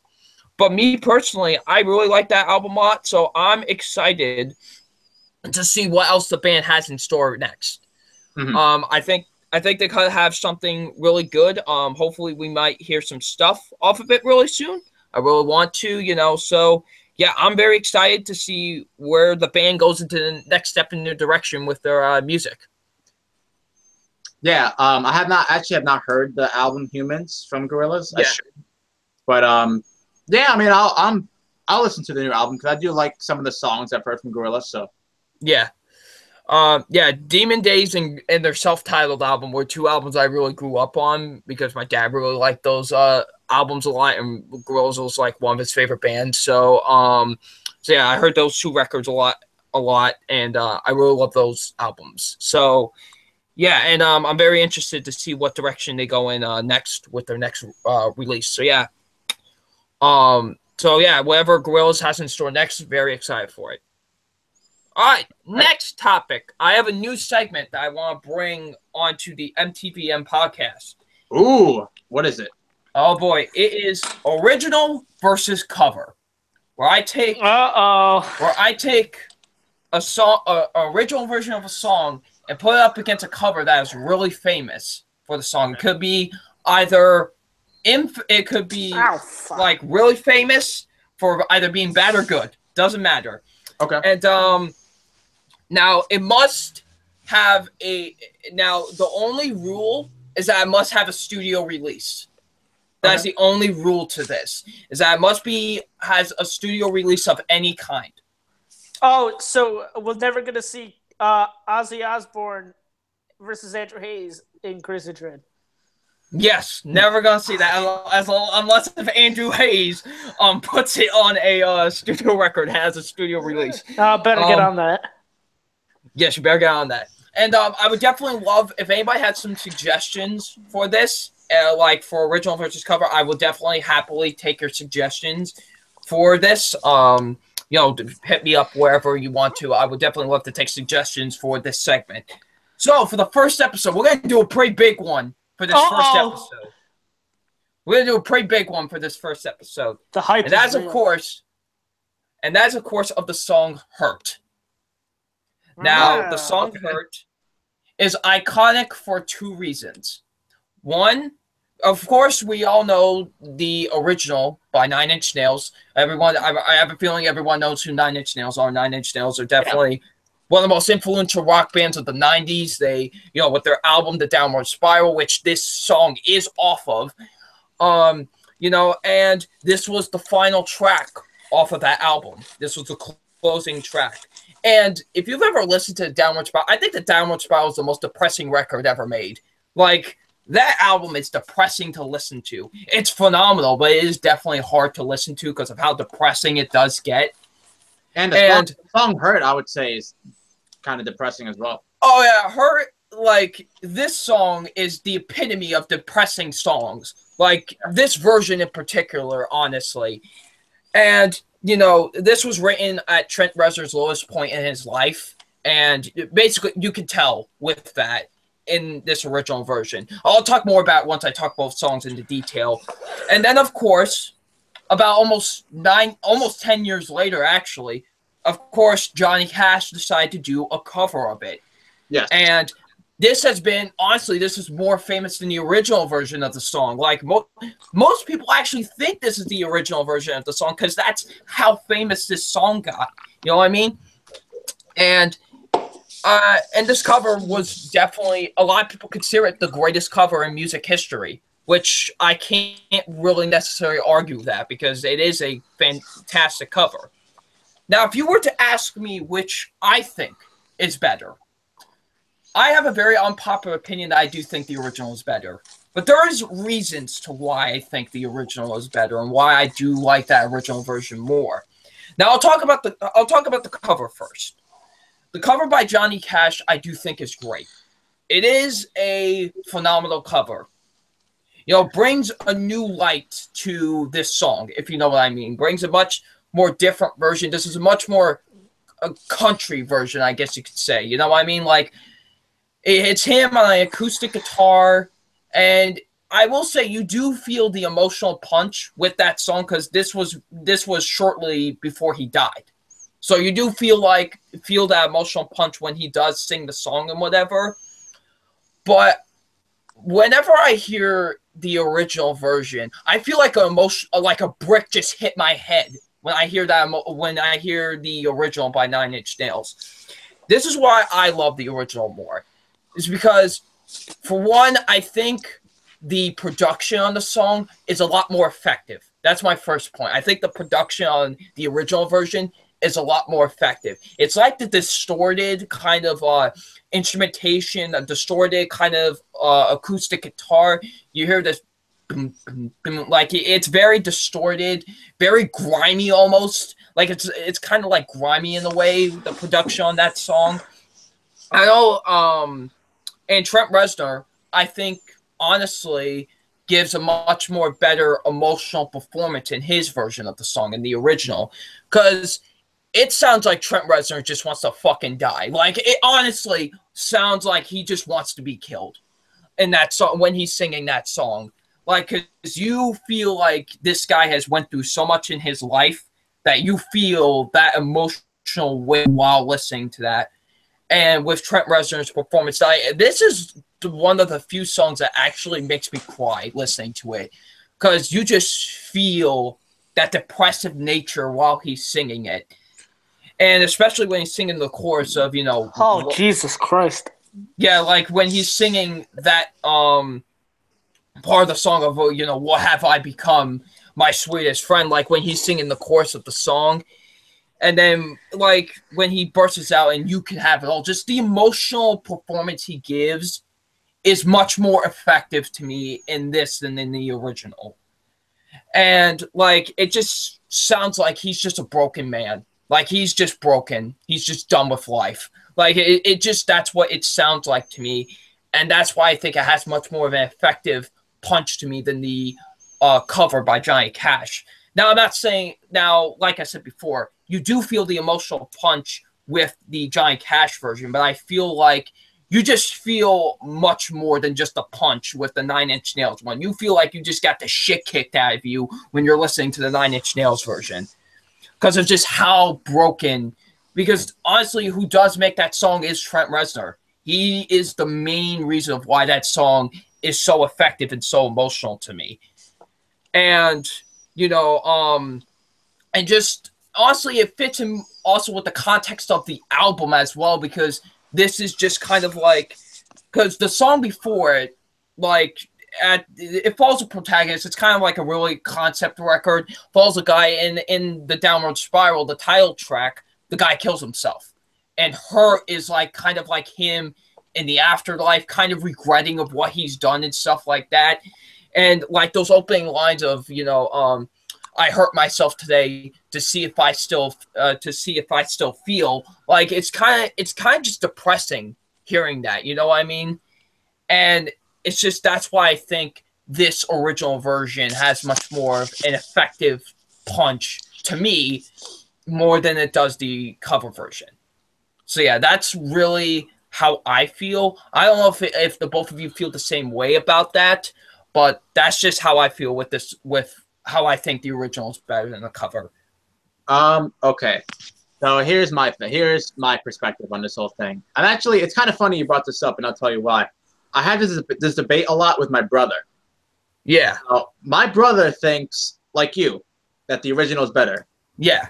I prefer the Johnny Cash version. Now, yeah. let me just make this very clear. And it's not to you, Double Nine, but like to, just most people. We live in a world where we can like both. Okay. Yes. Oh, yeah. We can like. Well, oh, absolutely. You can like both. I love both. But if I were to ask me which I slightly prefer, it would be that one. That's what. Right. Yeah. Yeah. Now, I will say this: I do prefer, and it's funny because I'm not a country person at all, so it's kind of weird that I, would prefer Johnny Cash's version. But I don't know, something about Johnny Cash's version just makes me want to go back to it more and more. I'm not saying Trent Reznor's doesn't, but I do. I will say this: it's going to kind of sound weird, I guess, but I feel like the chorus in Trent Reznor's song is better. But yeah. I think overall, I don't know. I just prefer Johnny Cash's version. I mean, I can totally understand your points, but it's like I said, I really like both. But if you just ask me where I would give this fighter, I'd say Johnny Cash. Yeah. Yeah. So, what about you, Andrew? What like? I like the Johnny Cash version more. So like I like both. Don't get me wrong, but I just prefer the Johnny Cash version. Maybe it's because I'm a Johnny Cash fan. Yeah. Yeah, I just prefer that. Like, you know what? There's two. This is like a completely different song, but it's kind of the same thing you're saying. But Layla, one from Eric Clapton, and the other. Yeah. No, not Layla. I'm sorry. No. It's I Shot the Sheriff. Yeah. I Shot the Sheriff. The original's from Bob Marley, and there's another version from Eric Clapton. Everyone I know says Eric Clapton is is better, and I love that version. But I think personally, I like Bob Marley's version more. It's also another different song, and maybe we'll do this one. But "Live and Let Die," the original is by Paul McCartney. Yeah. But you got the cover by, I believe, Guns N' Roses. Yes, Guns N' Roses covered it. And I know some people who are like, "Oh, I like the Guns N' Roses version better," but personally, I like Paul McCartney's version. Paul McCartney's version better. Me too. I like Paul McCartney's version way more. Yeah. Yeah. And also another thing I can't stand with actually this is the thing I can't stand with people is that they kind of with this cover they just kind of ignore the original. I'm like, people, there's a reason why he wanted to cover this song. Like the fact that Johnny Cash, one of the greatest musicians of all time, was impressed by this version of the song more to cover it, that should say something, you know what I mean? And that should say something about this original version of the song. So yeah, that's why I personally think the original version is better. I think I've never been so I literally wrote down my points for this. Usually I never do that, but for this I kind of had to because this was actually really important to me. I will say this though, Johnny Cash's version of the song goes perfectly with Logan's trailer. Oh, definitely. I will agree with that. With the tone of Logan, this version fits more. Oh, I mean, just everything in Logan is just so fucking perfect.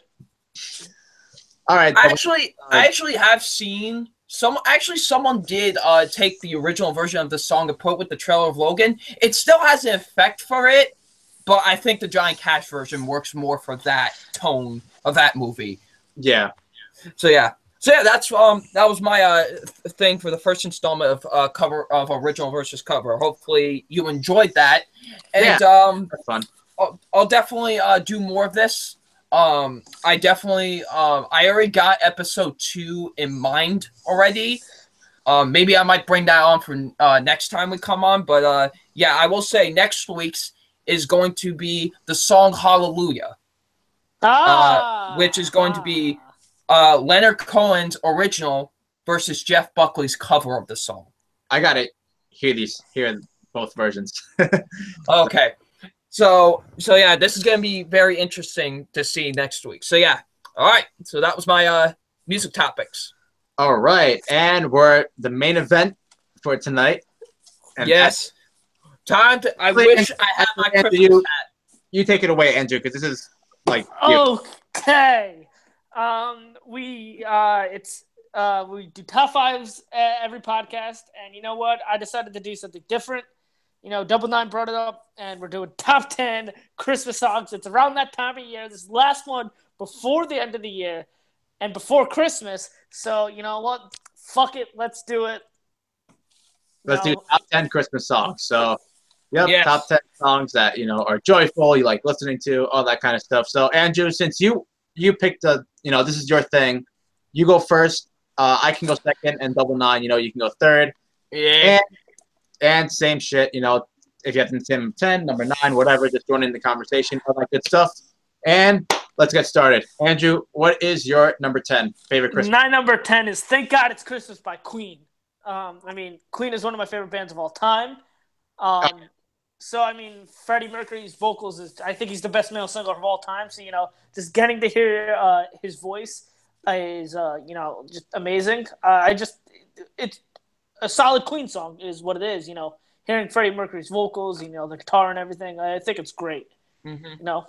My number 10.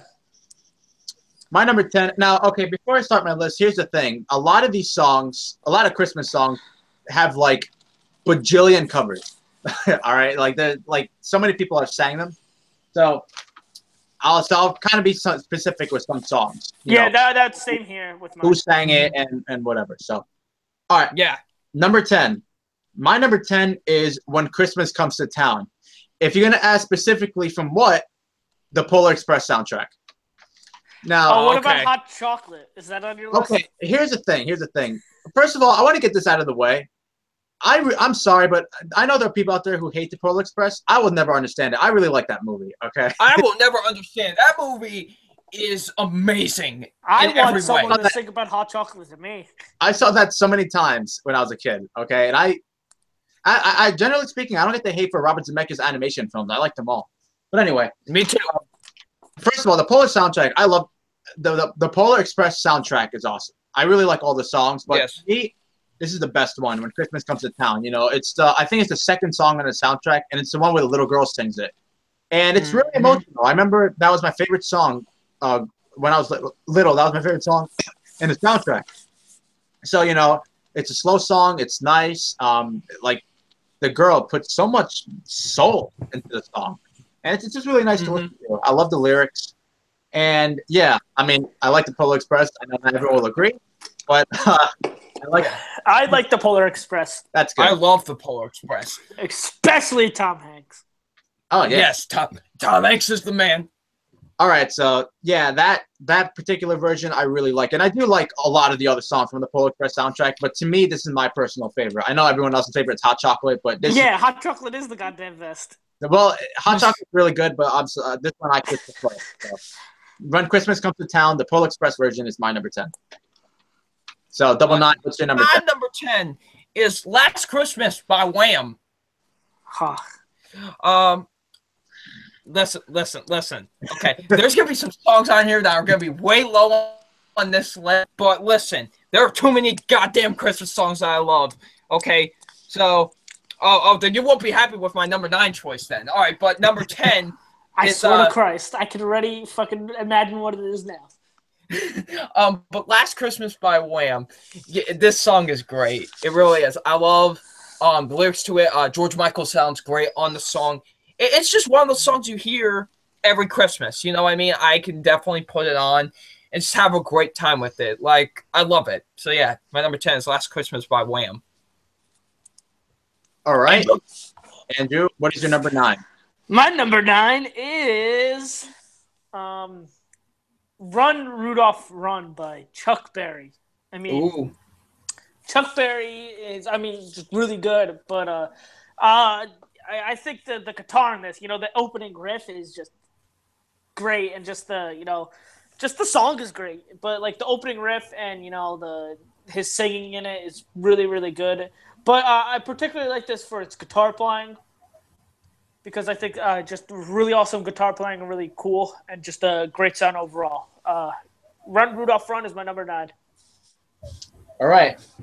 My number 9 is a classic Christmas song. And if you're asking which version of the song I like, it is the original one, the one that is always playing on the radio. And that is Rockin' Around the Christmas Tree.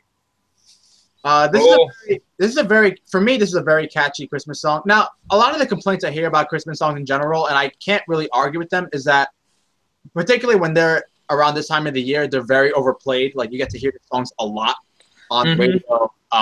And yeah, I can understand someone saying they're tired of the music or whatever, but this is one of those few Christmas songs where I can hear a lot and I wouldn't mind it, because one, it's very catchy, it's very joyful. And, it gets you in the holiday spirit. It's like everyone, I don't want to say everyone anticipates Christmas. Not everyone, celebrates it. But people who celebrate Christmas very much anticipate it, because it's such a wonderful time of the year. And unless your name is Ebenezer Scrooge. Yes. Yeah, that is true. But, yes, this is one of those songs that definitely does get me into Christmas spirit. I know that sounds corny and cheesy, but it's true. Like, it's a very joyful song. I do like it. And I know the song. I'm sure you guys heard it like a billion times in your life, but I do like the song a lot. It's a good song. It's a good song. Yeah. So, Rockin' Around the Christmas Tree is my number 9. All right, double 9. What's number 9? Oh boy, I might get hate for having it this low on the list, but it's on the list. Happy Xmas, War's Over by John Lennon. Oh, come on, dude. Oh my God. You're calling me Smalls. It's on your list, though, so it's on my list. But we don't know if at least I almost forgot it. Actually, not going to lie to you, I almost forgot about it. I had another song on here. I'm like, oh no, wait, Happy Xmas is over. I forgot about that song. And then, but luckily I remembered it. This song is great. It's definitely one of John Lennon's best songs, and it's definitely one of the best Christmas songs. I love how you got the little kids kind of singing and whatever. That adds a lot to the effect of the song. But of course, you got John Lennon, of course, the absolute legend himself, just singing on the song as well. It's just a song that makes you feel so good during Christmas. You know what I mean? Yeah. Like, definitely one of those ones you could just play over and over again during Christmas. Yeah, definitely. I can agree with that. All right. So that was our number 9. Okay. Number so, 9. Andrew, what is your number 8? My number 8 is 12 Days of Christmas. I guess the original. I mean, I do really like the Twisted Sister version, but specifically, I like the original a lot. I mean, it's just I just like kind of like the fast pacing of it. On the first day of Christmas, my true love gave to me, and then it got to 12, and going down. It going through all the things, the 5 golden rings, a partridge in a pear tree, all that kind of stuff. And it's one that when I hear it played and whatnot, or it's just one that I have to sing along to because it's just so fun to sing. It's just a fun song in general, and it gets me kind of in the Christmas spirit. So it's my number 8. All right, my number 8 is another Christmas classic. My number 8 is Sleigh Ride. Now, let me be specific. Let me be specific on this one. The instrumental version, not the one with lyrics. So I agree. version of I Sleigh agree. The Ride. instrumental version is so much better. Oh yeah, I agree. And I'll say this: the one with the lyrics isn't a bad song because it's catchy and whatever. But I feel like the instruments and the orchestra are so powerful that you don't need lyrics. That the music itself alone is more than enough. So yeah, I mean it's a classic. It's just a nice song to listen to, honestly. Like you really hear every single damn instrument in it, and we played it in the band. Yeah, and actually, you guys did really good in that. I did too. I played it in my band as well. So yeah, I mean it's a wonderful song. Like I don't play in the band, but I can imagine that it's a lot of fun to play because it's consistently just going. It's a really nice song. And yes, I know there are people who disagree that they think the lyrics make it better. I just happen to think the instrumental version alone is just powerful enough. And very, very definitely very catchy as well. So, yep, that is my number 8. 99, what's your number 8? Number 8 on my.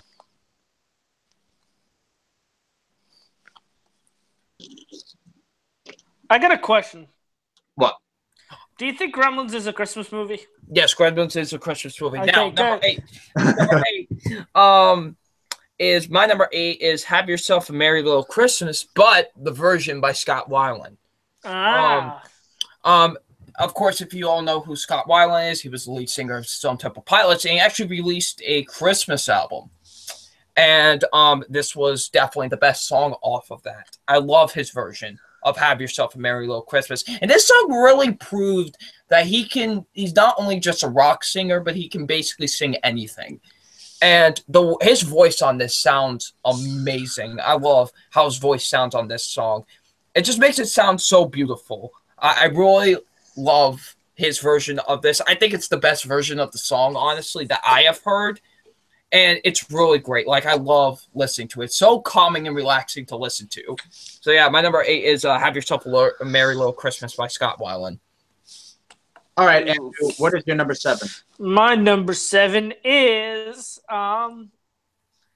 You're a Mean One, Mr. Grinch.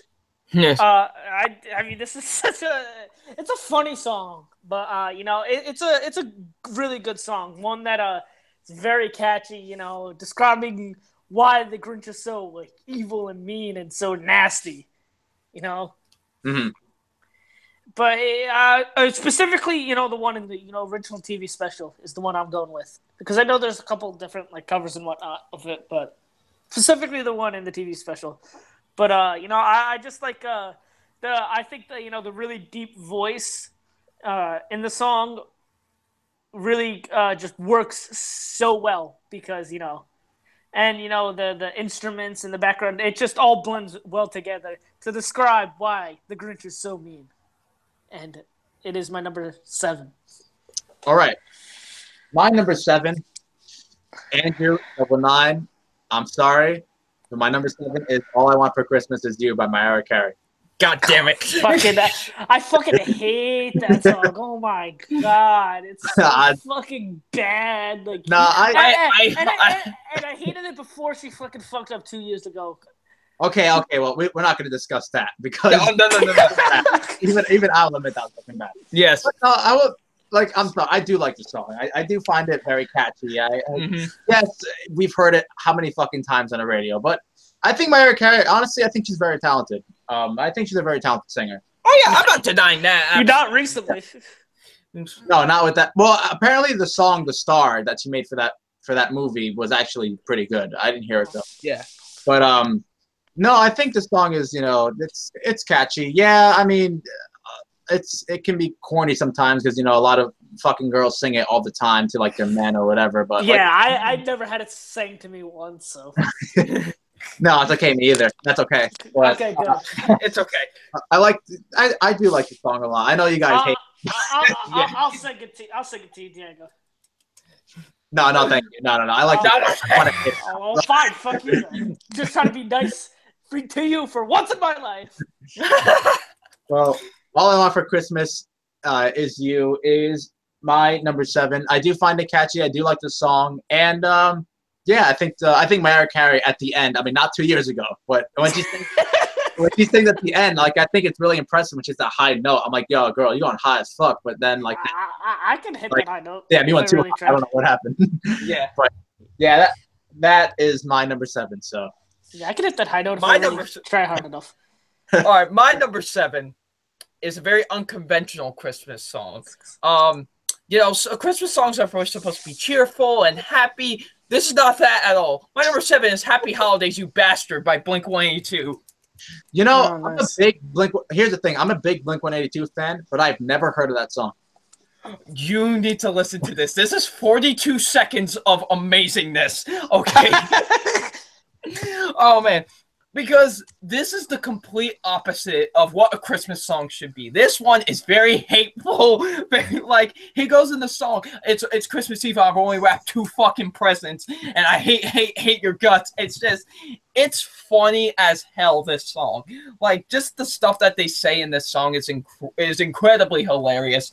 It's like the total opposite of what a traditional Christmas song is supposed to be, but it's amazing. Like I said, it's 42 seconds of amazingness. Like it literally is that. 42 seconds is this song.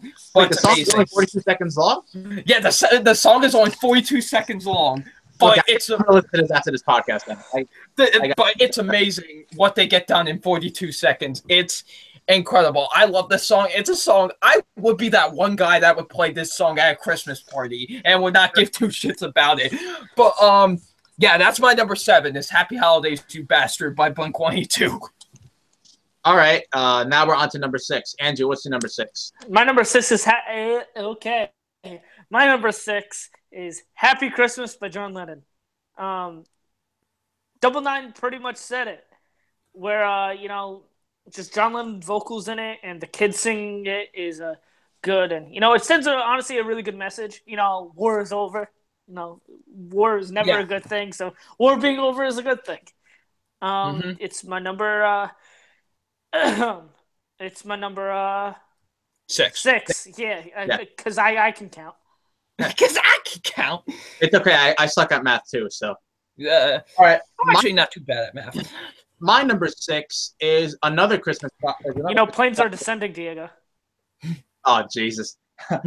My number 6 is another Christmas classic, and this is one of the slower songs. Like a lot of the Christmas songs, they're fast paced, they're energetic and stuff. I wouldn't say the song's energetic or fast paced because it's in fact the opposite. My number 6 is "Silent Night." Oh, that's a great fucking song. Oh yeah, and this is I don't know who sings the original, but I do like the original version the most. The woman who sings it, she sings it beautifully. Honestly, it's a really slow song.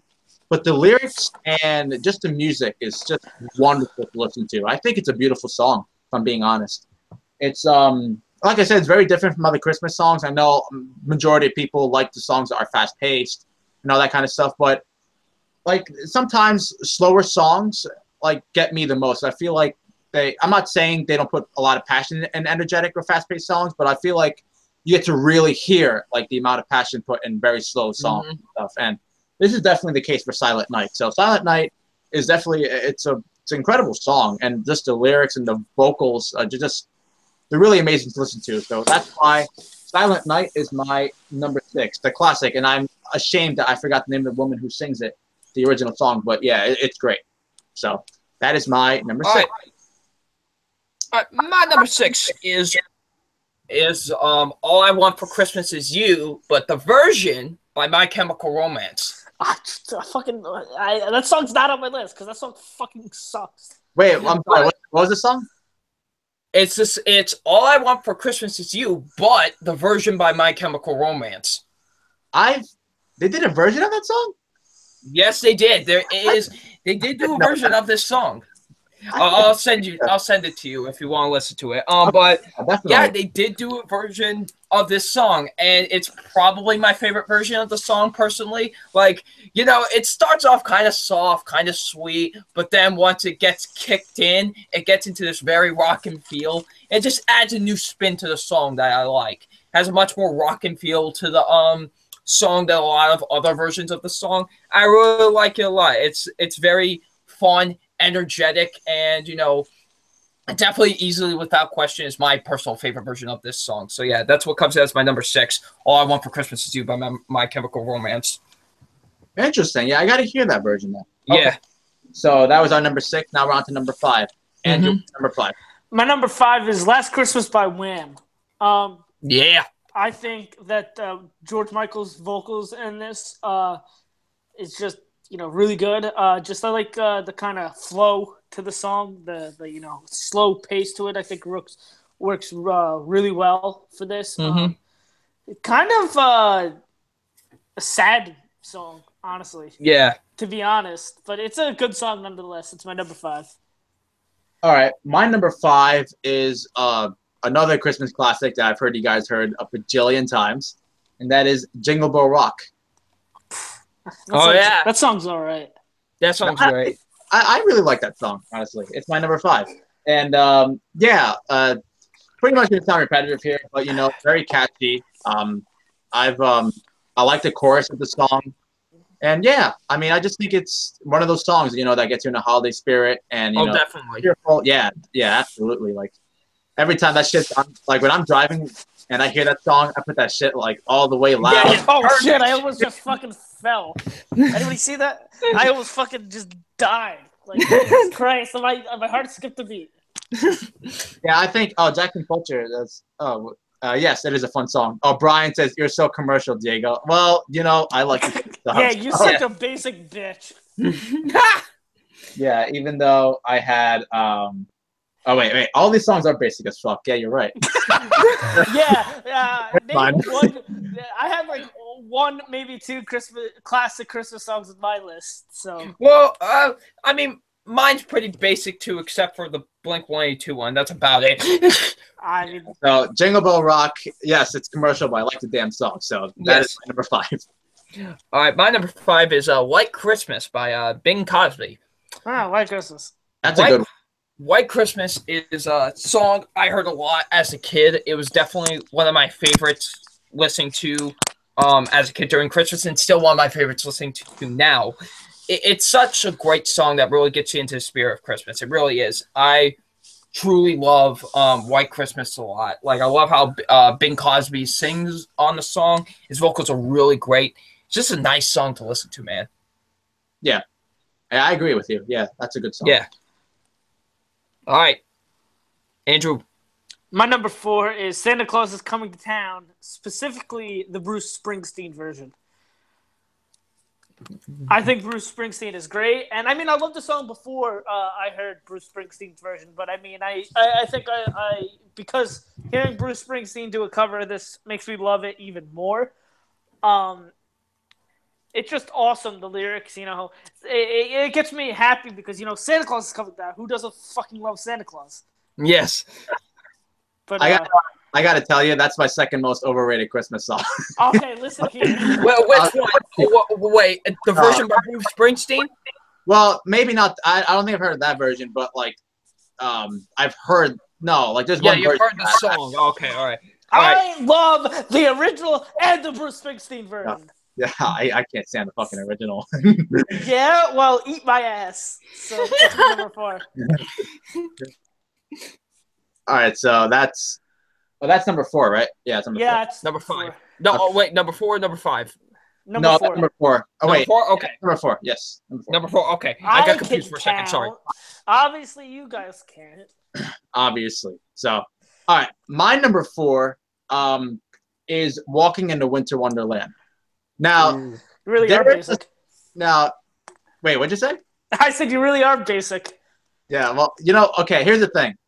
There's one specific version I really like, and I can tell you like a little story. Like this version's old, all right? I heard this like 6 years ago, 7 years ago, and to this day, I still don't know who the original singer is. Like I tried to look up on YouTube for like a couple years ago for like an hour trying to find this goddamn version. I couldn't find it. So today I went on Wikipedia and I saw this long ass list of all the covers of Winter Wonderland. So the only way I can know is going through every single one and see which one it is. So well, you got to do it, Diego. It's the only way to find out. Yeah, it's the only way I can do it. But that's the only. Well, that's my like little story. But that version in particular, I think it's just really good. Another version's really good is Michael Bublé as well. I think his like a close second favorite. But yeah, no, it's a really catchy song. Yeah. So Walking in Winter Wonderland is just one of those Christmas songs that I really enjoy listening to. So, yep, that's my number. All right, my number 4 is Jingle Bells, and get ready for Nate and Jackson to twist their nipples by Frank Sinatra. Ah! Yes, I love his version. His version of Jingle Bells is definitely the best version of this song. I love the nice jazzy feel that it has with the song. Really fits with the tone of the song and whatever. Like, I think they do. Frank Sinatra does a very great job with it. And his vocal sounds great. Of course, Frank Sinatra has one of the greatest voices of all time. And I love how his voice sounds on this song. And it's just one that I could always play on Christmas no matter what. So, yeah, Jingle Bells, it's a classic. And the best version of the song to me is definitely Frank Sinatra's. Yeah, I will agree with you there that Frank Sinatra's version is easily the fucking best. Like, yes. Yeah. For real. All right, Andrew, we're in the top 3. So, Andrew, what's your number 3? Top 3. My number 3 is Little Saint Nick by the Beach Boys. Ooh. I mean, I love the fucking Beach Boys. So, I love this song. I just love the, the upbeat tempo to it. It's really happy. I think the singing in it is really good. And just everything about the song makes me real happy and gets me in the Christmas spirit. It's my number 3. All right. My number 3, all I got to say is 2 words. Paul McCartney. My number 3 is simply having That's my number 3 as well. Yeah. That's my number 3 as well. Now, you know what's funny? I was having a conversation with Pepsi Man on Facebook, and he says he finds this song very overrated. And I'm like, I don't get it. A lot of people, can I be honest? A lot of people hate this song, actually. Why do people hate the song? It's fucking fantastic. Yeah. I don't, right? Like, it's a great song. I don't get why people hate it. Yeah, I will say this. Like, it's not, like, my top 5 favorite Paul McCartney songs, but even then, it's really good. Like, it's... Yeah, it really gets you into the Christmas spirit, the song, honestly. Yeah, and the lyrics are awesome. Like, yeah, I love the lyrics to it. Like, yeah, it's like simply having a wonderful Christmas time. Like, it's just, how can you not smile when you hear that? Like, it's so great. Yeah, absolutely. And Paul McCartney's vocal, I mean, is it too cliche to say that his vocals are, like, fucking amazing? Yeah, like, but he sounds great on the song. Oh, yeah, definitely. And, yeah, I mean, what else is there to say besides that it's a Paul McCartney? Oh, yeah, definitely. Is there anything else to say? Like, it's a song you hear at every Christmas party, and for good reason, because it's one of the best Christmas songs ever. Yeah, I'm sorry. I don't get the hate for that song, guys. I don't really either. It's a great song. Yeah, absolutely. So that is my number 3, and that's your number 3 as well, Double 9. And it's also my number 3, so yeah. All right. Number 2. Andrew, what's your number 2? Well, that's funny you guys mentioned that song because Wonderful Christmas Time is my number 2. Nice. Oh. I mean, really, it's a fantastic song. You guys said, well, Paul McCartney's great in it. It's just a happy song. I smile every time I hear it. And, it's my number 2. You guys pretty much said it all. Yeah. All right, my number 2 is a song you guys mentioned, and I'm surprised you guys had it low. And well, not Andrew, you kind of didn't have it that low. With 09, I put it low, and that was "Last Christmas" by Wham. Oh, Now, I'll just say this now. I'm a huge George Michael's fan. I think he was, still rest in peace. It was very sad when he passed away, but he was one of the best singers. I think it's sad when most people die. Yeah, I know, but I'm saying in particular, like it was because it was expected, and it was just like holy shit. But his singing sucked. I think his singing is just phenomenal in every song, and I think this is one of those songs where he puts so much passion into it, and the lyrics are amazing, and it's just really, it's such a terrific song in general. Not just a terrific Christmas song, just as a song on its own. It's just amazing, So yeah, I mean, pretty much you guys said it all when you guys talked about it, but it's very high on my list. I mean, I knew what my number 1 was already, but this is definitely a close second. Like it's such a good song, and it's a song I've definitely listened to a lot, and like a lot of other George Michael songs. So yeah, Last Christmas is my number 2. All right, my number 2 is "Merry Christmas, Happy Holidays" by NSYNC. Nice. This song is it's really cheerful. Like I will actually admit I never heard this song until 2014. I heard it on the radio just randomly. My mom was putting on the radio. We were getting our tree, I remember, and she just put on the radio and they were playing Christmas music. I heard the song for the first time and I instantly loved it. It's so great to listen to. Like I love, of course, you got my man JT, Justin Timberlake, singing on the song because, of course, he was part of NSYNC. And all the other members were really great, too. Like, it's just one of those songs, man, that just puts you in the spirit. I love listening to it now. Ever since I heard it back in 2014, now I listen to it every Christmas. It's just one of those songs that I just love being put in the Christmas spirit with. Yeah. All right. Andrew, number 1. All right, the moment you all been waiting for. My number 1 Christmas song of all time is Carol of the Bells, specifically the Tri-Siberian Orchestra version. I really love that version in particular. I mean, either way, it was my number 1, but specifically this version, I just love the rock feel it has to it. I love the epicness of it. I love the guitars. Just everything about the song. I mean, it just gives me chills listening to it, and I love it. It was my senior year. I want to say my junior year we played this song, and I was so fucking happy that we got to play the song in my band because I just love the song. It's my number 1 for a reason, and I was so happy that I got to play it, and it was awesome, and I enjoyed every second of playing it, and I enjoyed every second of listening to it. All right. My number 1 is "Happy Christmas, War is Over" by John Lennon. Nice. That is, to me, this is a masterpiece of a song. I mean, the lyrics are fucking awesome. It's a great message, and the song, the chorus, everything about it is some John Lennon, his vocals and just everything. It's just one of my favorite songs, honestly, if I'm being completely honest. Yeah. This is so great. And I've always thought it was the best Christmas song. Even when I was little, just listening to it, I'm like, this song is powerful. Yeah. As I got older, I got a better understanding of what the song really meant.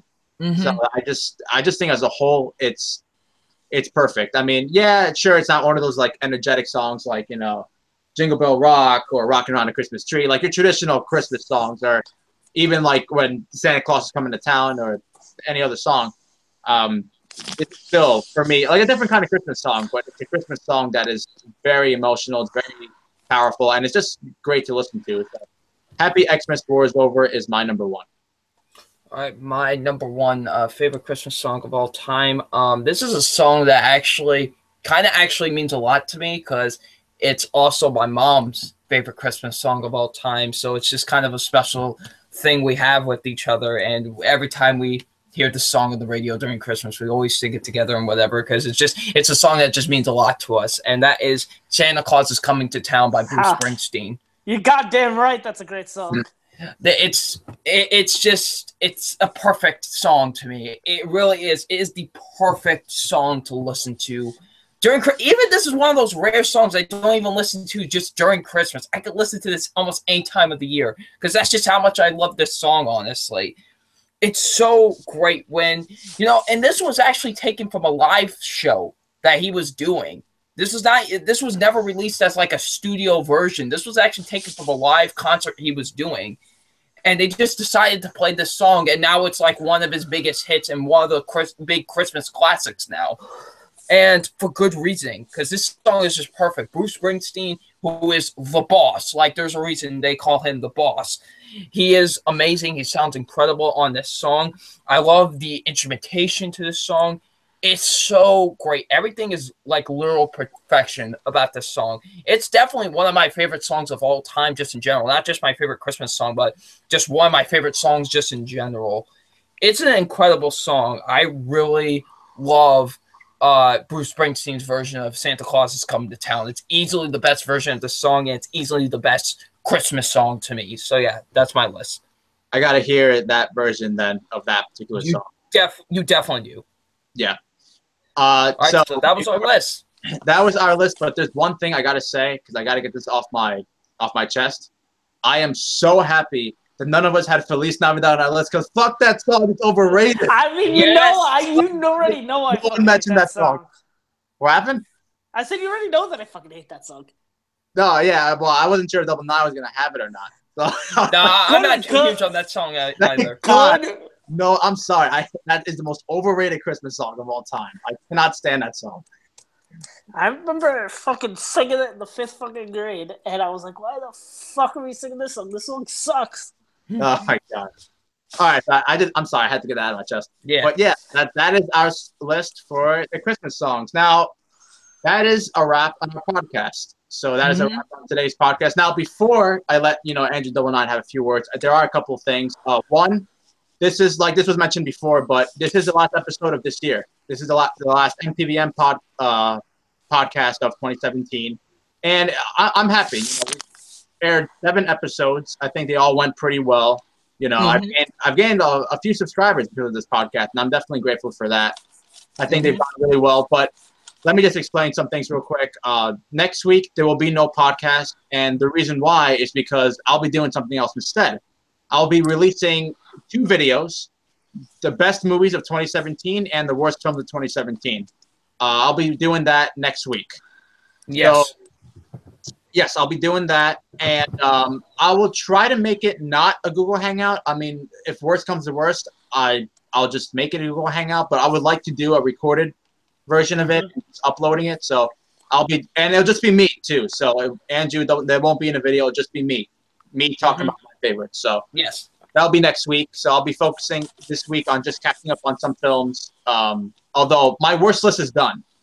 I have my top 10 worst. My best list, I just want to see a few more films and just maybe rewatch a couple others to make sure I have a definitive top 10 list. So that's going to happen for next week. And just one more thing.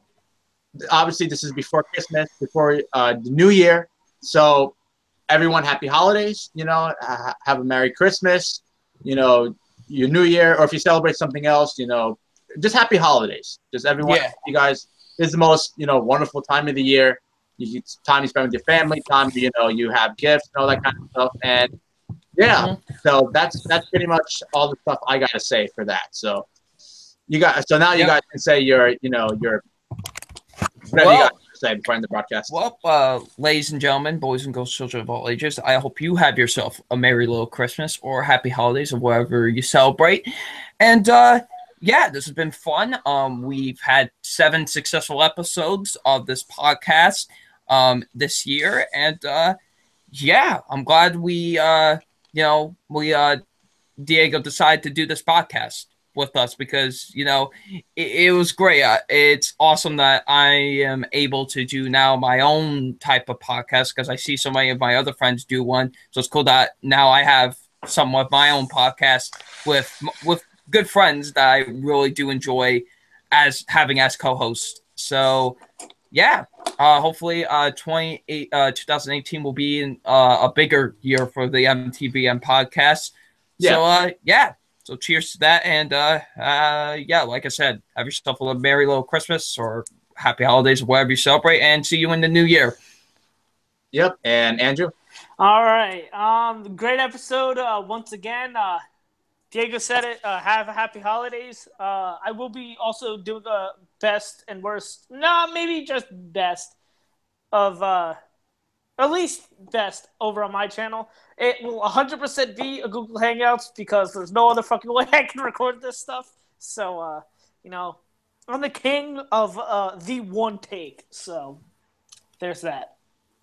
All right. So with that being said, hope you guys, have a good week. I will see you guys next week for the top 10, the top 10 worst films of 2017 and stuff. So until then, guys, happy holidays.